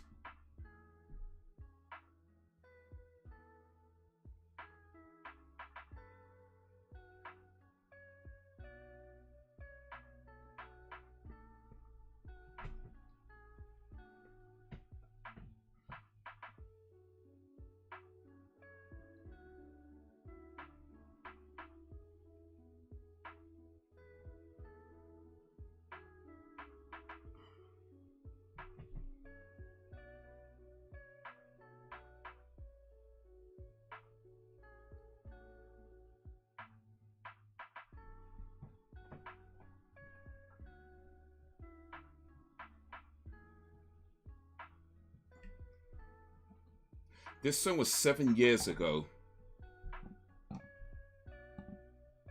2015. Well, I guess about almost 8 years ago now.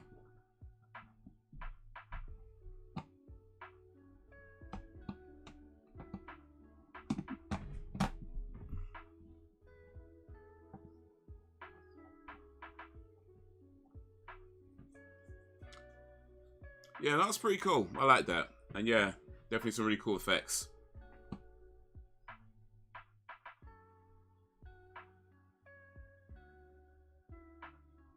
Definitely some really cool effects.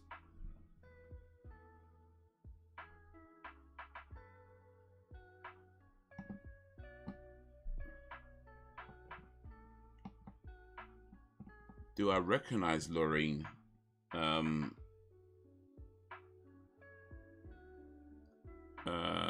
Should I recognize her? Or him? Or them? They?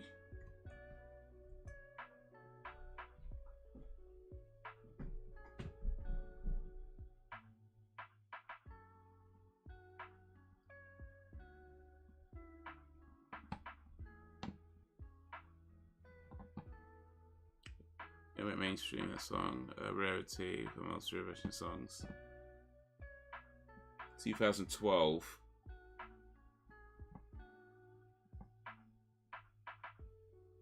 $51 million views since 2012.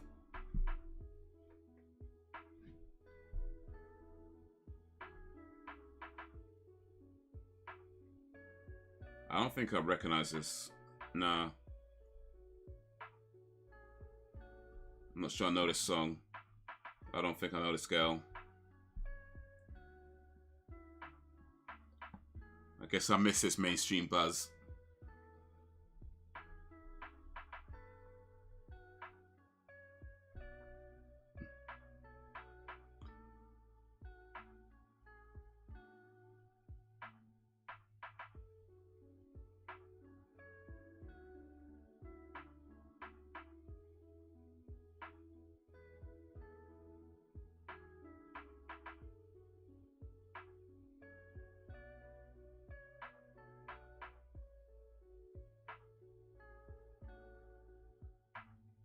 Is she actually singing though? Because the way she's dancing and the way she's singing, I don't know, just something about it seems a bit off.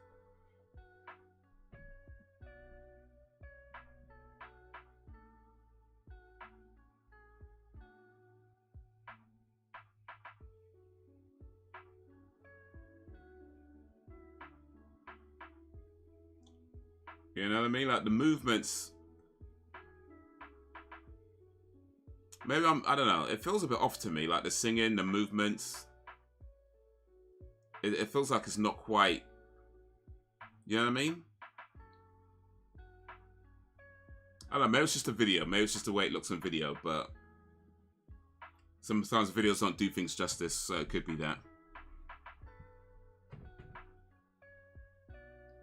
Live, it's one of the requirements, but you can also have backing singers. Now, more than 6 people allowed on stage, though. Oh, no, more than 6 people on stage. Okay. Okay.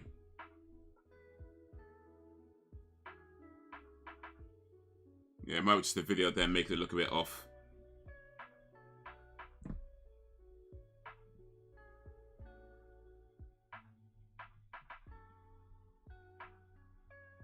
Saturday 13th May. A couple of months then.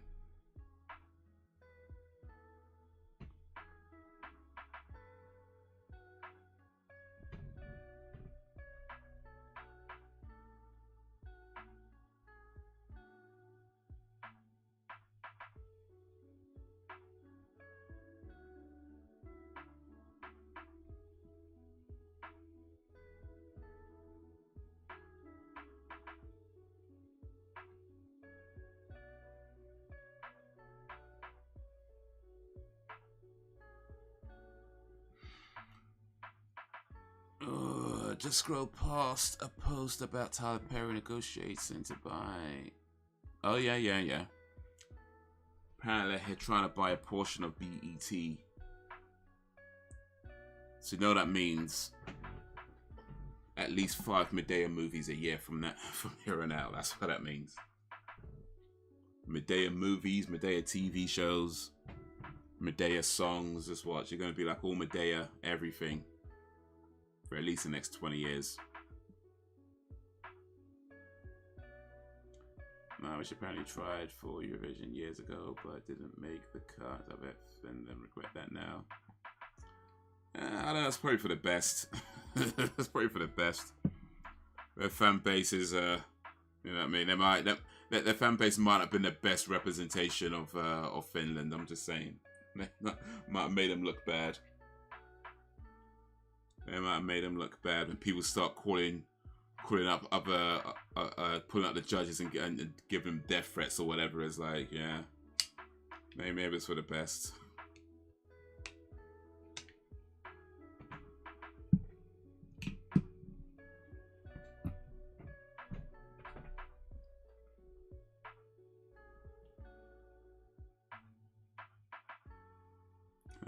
Let me write this down.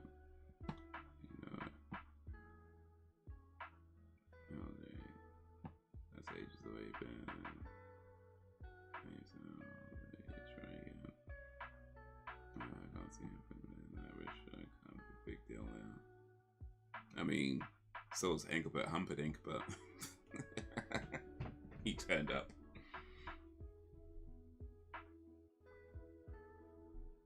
Haze Australia competes in Eurovision now. I didn't know that. Okay. I mean, it's Europe. They stretched it out to include Australia. That's it's a big stretch. I mean, how many countries you skip over to get to Australia? There's going to be at least between, I don't know, what's the nearest European country to Australia? I don't know. There's going to be at least 10, 15 countries in between Europe and Australia, right? That you just skip over. Just like, yeah. Just skip over all these countries. Let's go to Australia and include them, alright?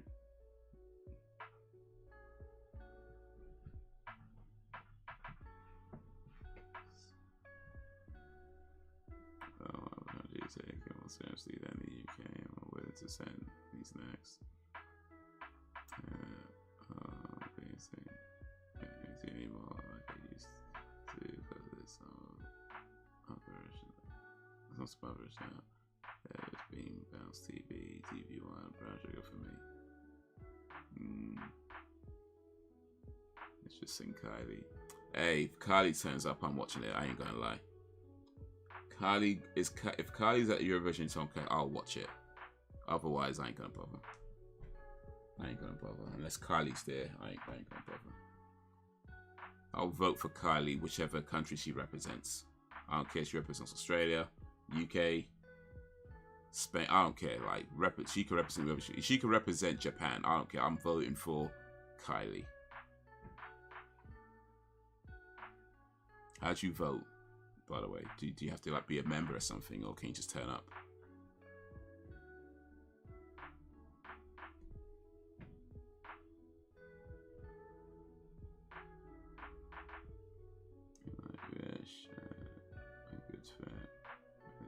They do big long songs. It wouldn't work if they did a short song. Yeah, that's a good point actually. I think a lot of Eurovision Song Contest songs are like 2-3 minutes. Nightwish be there like with some 15-minute epic or whatever, you know, the ballad of, I don't know, Buggo Bongo, whatever it, you know what I mean, some long song. Everybody's sitting there like flipping out, when is this going to be over?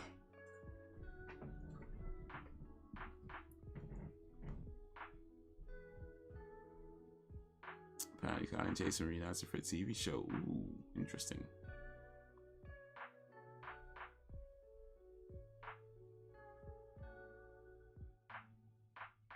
Australia, you see on the stage on Moss. Yeah. I've not watched The Masked Singer, so I haven't. I don't. Yeah.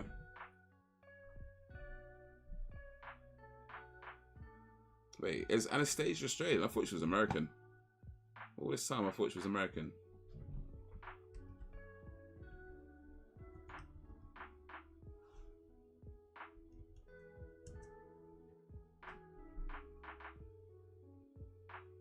Oh wait, is it Australian Masked Singer you mean?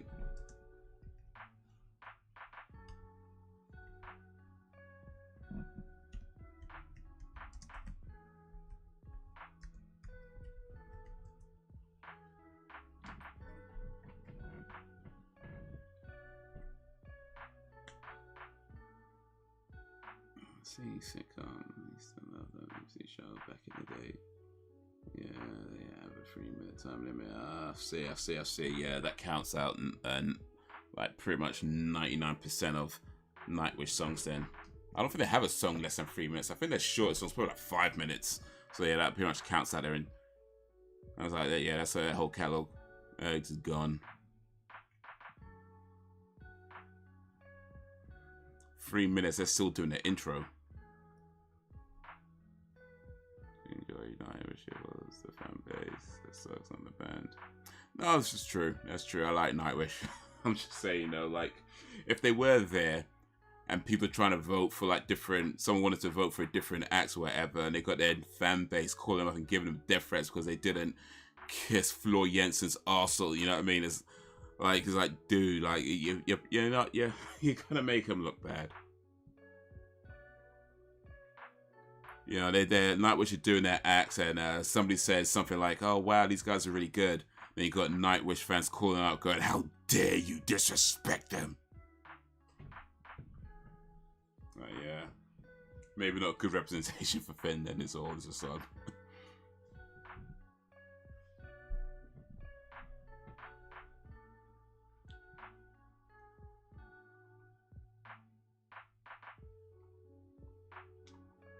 Neighbours was great. It's trying to this. Yeah, for Amazon, isn't it? On was it Freevee? Yeah, she's American now. Wow. Well, I don't know about obvious, but yeah. I don't know about obviously American, but you know. Yeah. She was in Australia Masked Singer 2 years ago, I think. And she is usually, as usual, she was there. Cool. Anastasia, I ain't seen or heard from her for the longest time now.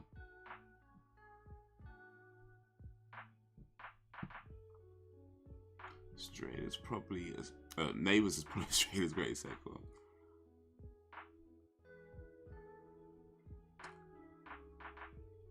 Like an Nightwish ain't enough. You need to let you kiss the ground they walk on. It's like that though, isn't it? Matter of fact, I'm not even sure kiss the ground they walk on is enough, like the way these guys are.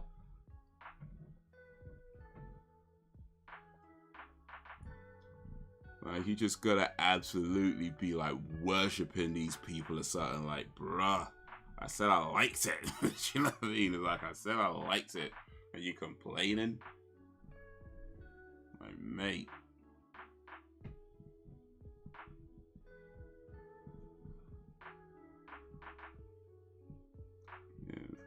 Over there. That's true, actually. Like, Neighbours apparently was never that popular in Australia.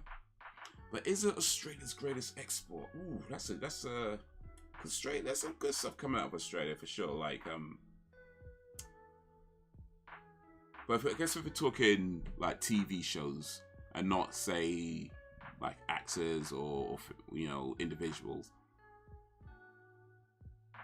If we're talking just like, say, TV shows, then yeah.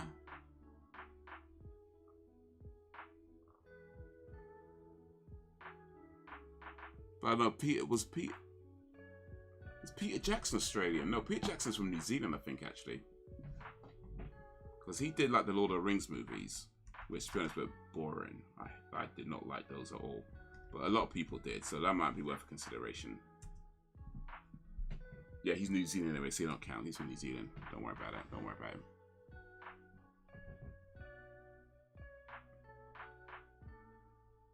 Yeah, what you want, honestly. He's from the US. Stuff in the UK.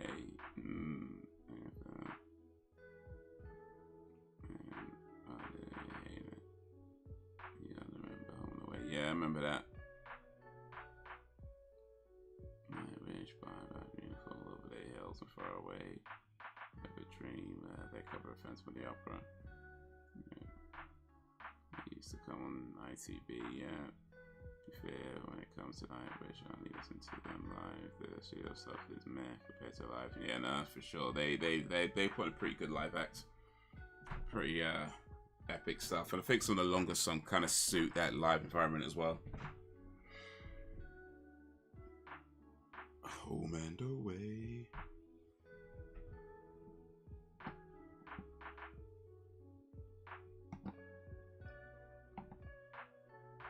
Yeah, Danny Minogue.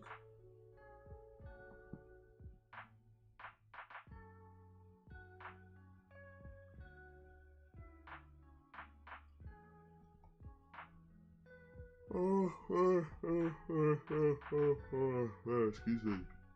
Excuse me. Let me close some of these tabs. We actually preferred home and away. Wow. That might be the first I've heard anybody say that.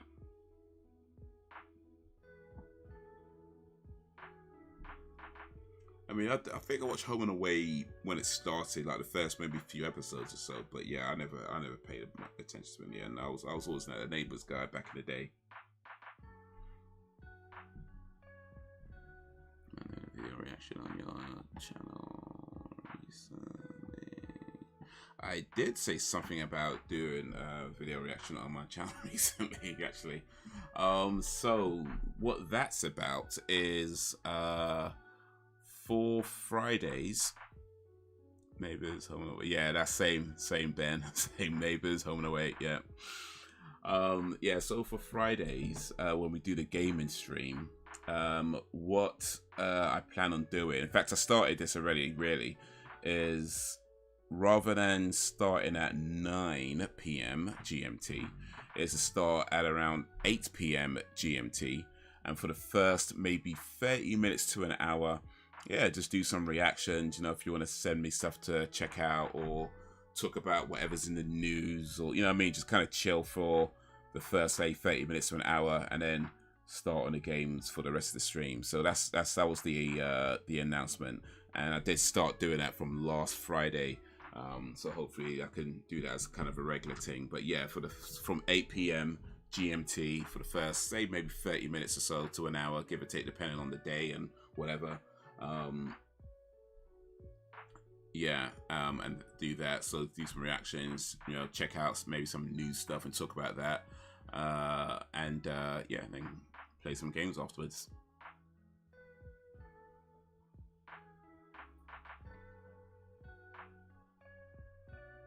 Al Stewart was my favorite character. He was mystery character. Al Stewart. Al Stewart was at Home and Away.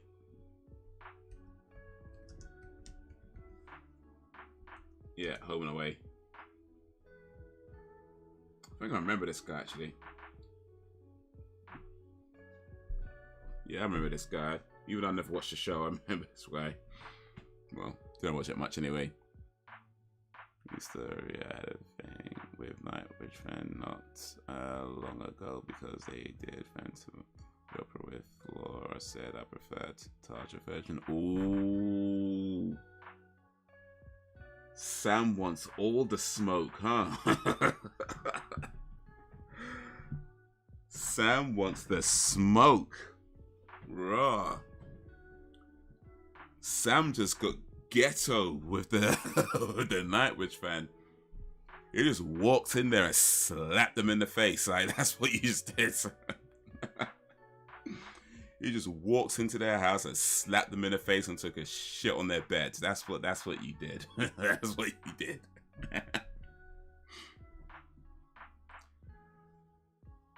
and then looked him in the face afterwards and like, yeah, I did it, and what? Sam just got disrespectful. Oof.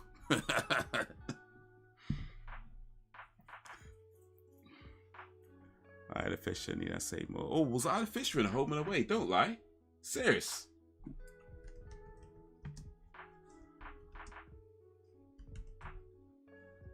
Oh yeah, she was as well. Apparently she plays Shannon Reed.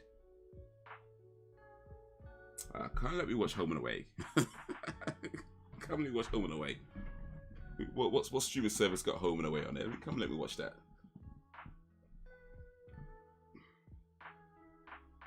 Yo, what up, Ken?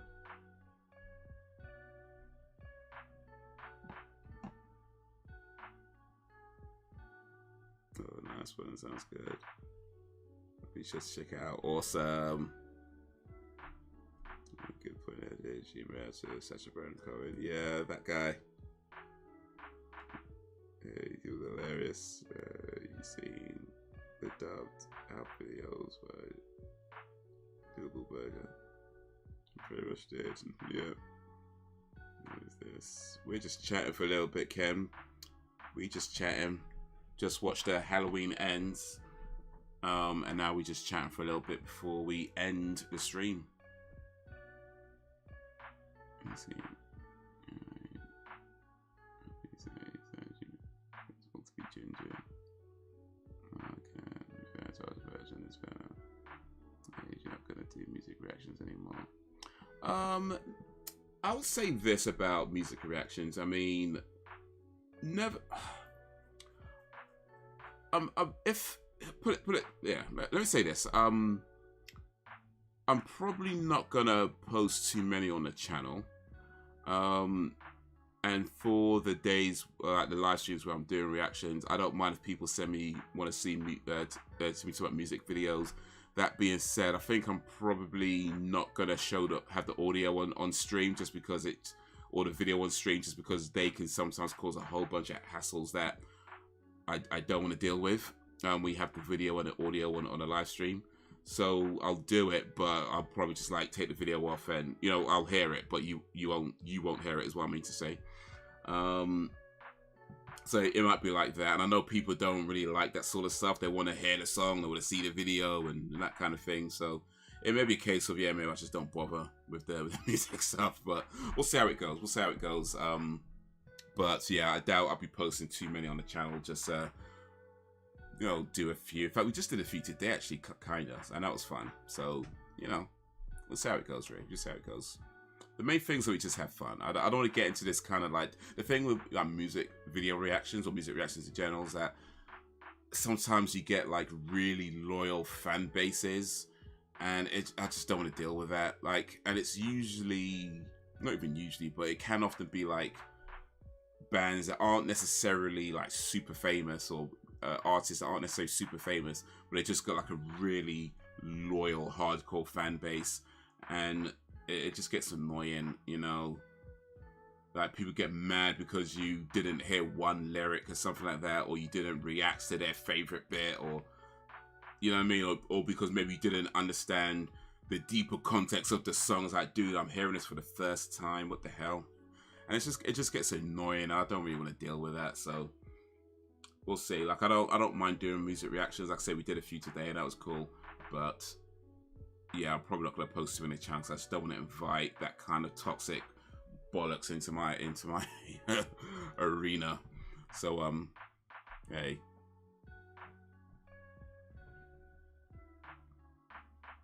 I used to like your food. I appreciate that.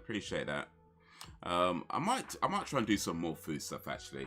I did because I kind of miss doing that as well. So I might try and do some more food stuff.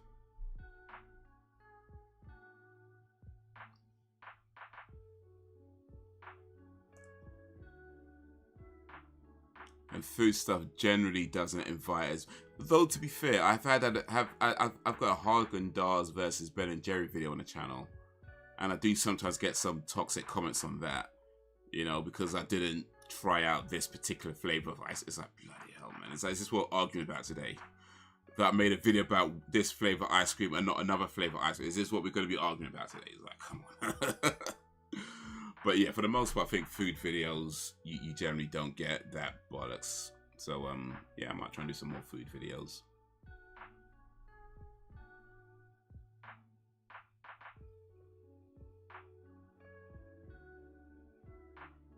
Yeah, you new here. Do you know Haze? Two of most favorite songs ever: Fresh Prince, Boom, Shake the Room, and Rebecca Black Friday. I like those songs. I wouldn't say they're my two most favorite though, but yeah, they're pretty cool songs. Well, Friday's not exactly my favorite song, but I appreciate it. I appreciate it. Friday is actually a very, very terrible song, if we were for real, but I appreciate it, and I appreciate Rebecca Black for just being an amazing artist. Like, that song might not be particularly good, but Rebecca Black, yeah, she had a new album come out just recently, and it's incredible. So yeah, big up Rebecca Black all day, every day. About my streams there, no drama, just good banter and chat. I appreciate that, Ben. Hopefully we can keep it that way. Well, I mean, I guess you can never. I guess you can't avoid drama when it comes to you, right? You're just gonna deal with it when it does. But yeah, I don't want to purposefully invite it either. You know what I mean? Like, especially over things that aren't really that important to me. You know what I mean? I can listen to songs off stream or offline or whatever. I don't need to do a reaction to every song. It's like I could just listen to music in whatever time. So it feels like we're doing something that seems to invite more toxicity than not. And it's like, it's not that important to me. I can just, yeah. I mean, it's good to get views and everything else and that kind of thing. Of course, everybody wants views. We're all attention whores at the end of the day. But yeah, it's not at that price. That's not a price I want to pay. Tomac fans can be full on. Also, they are funny if you don't like a song. Yeah, a bit of that as well. A bit of that as well.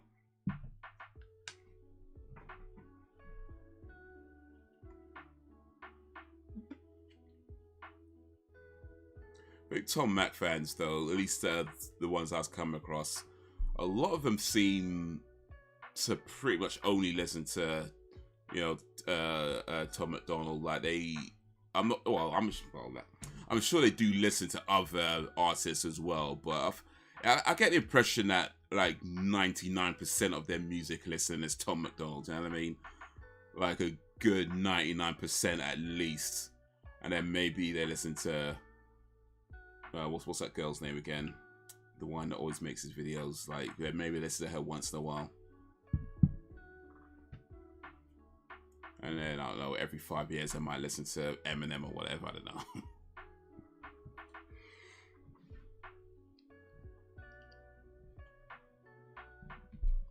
Haagen-Dazs cheesecake is my favorite. You know what, though? I like the Haagen-Dazs cheesecake, the old strawberry cheesecake, more specifically.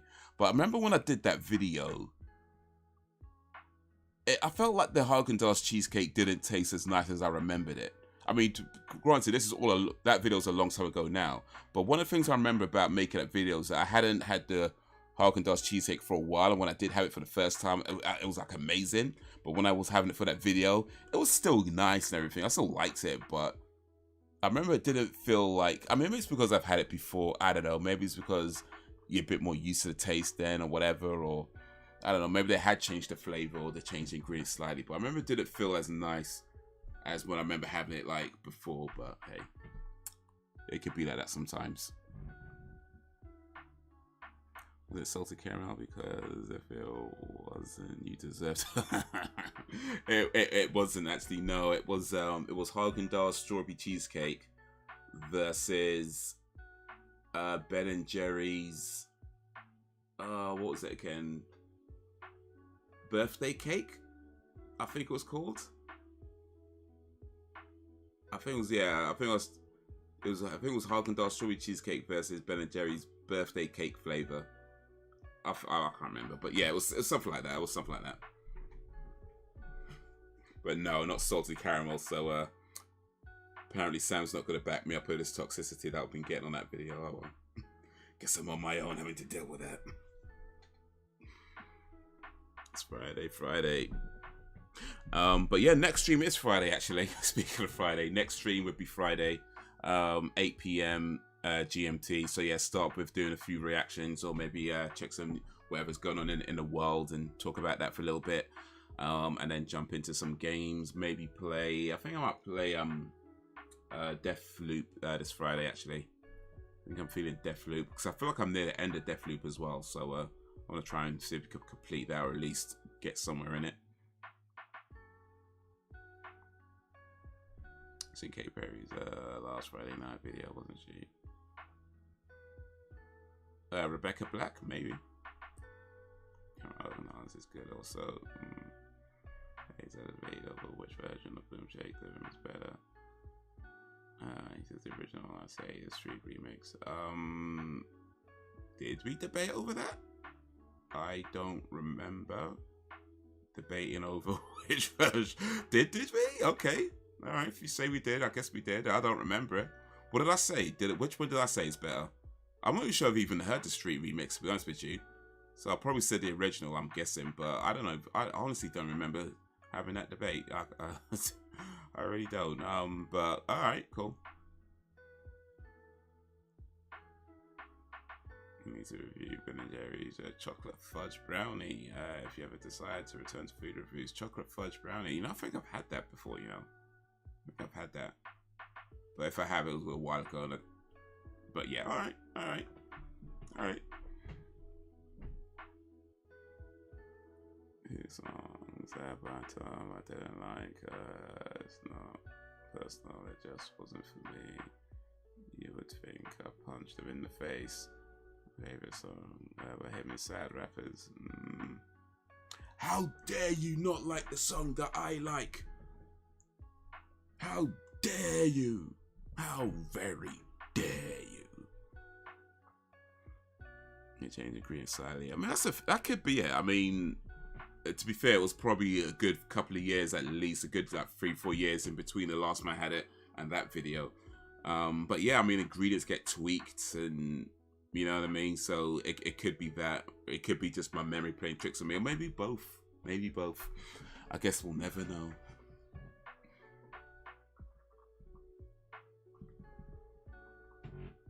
And then Jerry's birthday cake is nice. Nah, yeah. I don't remember which one I said I liked better in that video. I think I said I liked the Ben & Jerry's one better in that video. I don't remember right now, but I think I said I liked the Ben & Jerry's one in that video. Though I probably normally prefer Haagen-Dazs in general, though, when it comes down to it. I think I normally prefer Haagen-Dazs, but I think in that video, I think I said the Ben & Jerry's one's better. Here's a fine palette detected. They changed. Detected it instantly. Yeah, I'm a food connoisseur. They added more salt since the last time. I gave Katy Perry a makeover, I believe. Okay, cool. But yeah, Rebecca Black, her new album, well, debut album, really. But yeah, if you haven't heard it, definitely worth checking out. Yet, emphasis on yet. Oh, indeed. It's good to have plans, man. It's good to have plans, set goals, and achieve them. We're doing a UK meetup campaign for all us crazies in the chat. I've thought about it. I mean, never say never, right? But we'll see. We'll see.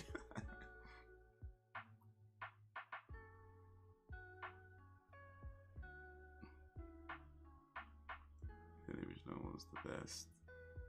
More rowdy. And the sweet mix was chill at best. Okay. Yeah, I'm not sure I remember even hearing the Street remix version. So yeah, I probably did say original. It's nice you could eat it while watching Scream. Hey, not even a joke. Ice cream and movies is a good combination though. So yeah, yeah. Big tip of ice cream and a movie. Oof.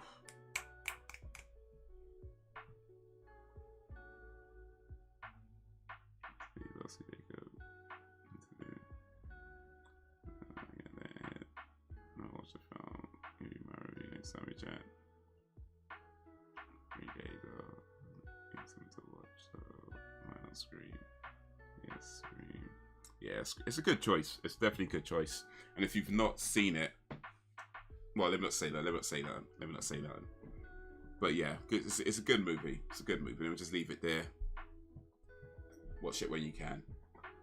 But guys, it is about 10 to 12 or about 7 to 12 right now. So yeah, I'm gonna start ending this stream because one must start laying their head down and closing their eyes for approximately 5 to 6 hours, possibly longer. But yeah, next live stream should be Friday. Playing some games, maybe do a little reaction and play some games.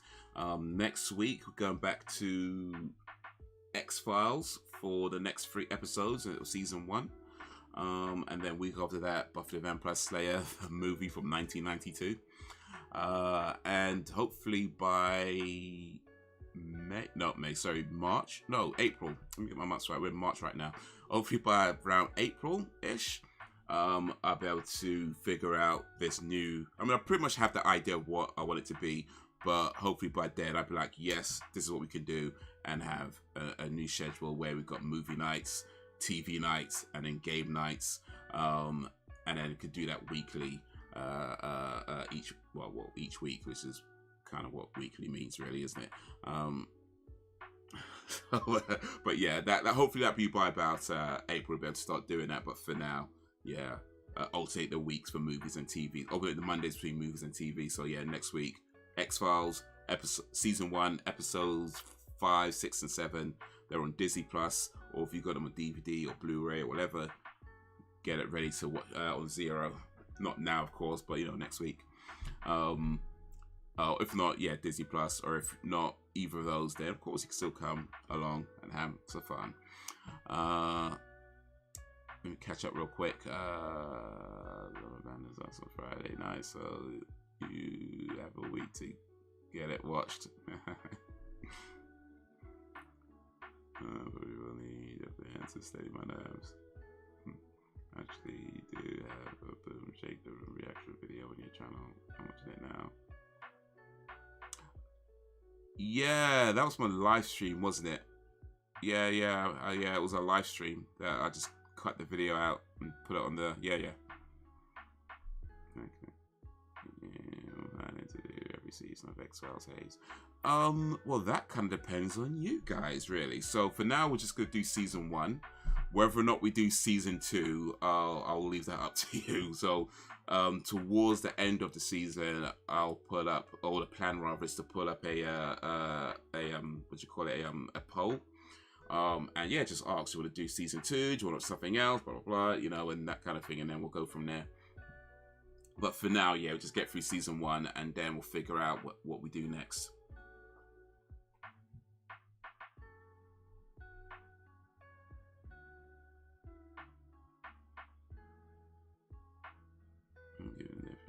Screen series, nice. I'm usually doing something with the kids on a Friday night, man. I ain't abandon you. I'll be young and grey by the time you complete in time. I think we all would. Well, actually, I'm already grey. You just can't tell, so just be old and grey really. Stay up until 11 Fridays and Saturdays. You watch Wednesday together. Oh, Wednesday's pretty cool, by the way. I really liked Wednesday. Hopefully you're enjoying it too. But yeah, if you guys have not seen Wednesday on Netflix, it's definitely worth watching. A really good show. But yeah, guys, you have been awesome as always. I appreciate you and all that you do. Thank you for keeping me company. Thank you for keeping it lively. We watched Halloween Ends today, which was a sucky film. But hopefully you did not have a sucky time on this live stream. Yeah, guys. So yeah, Friday for the next stream. Monday, X-Files. I might post a video in between now and then. I won't promise that. I wouldn't hold your breath for it. I wouldn't hold your breath, but never say never. Okay, just right. Yeah. But guys, till whenever, if ever, Peace.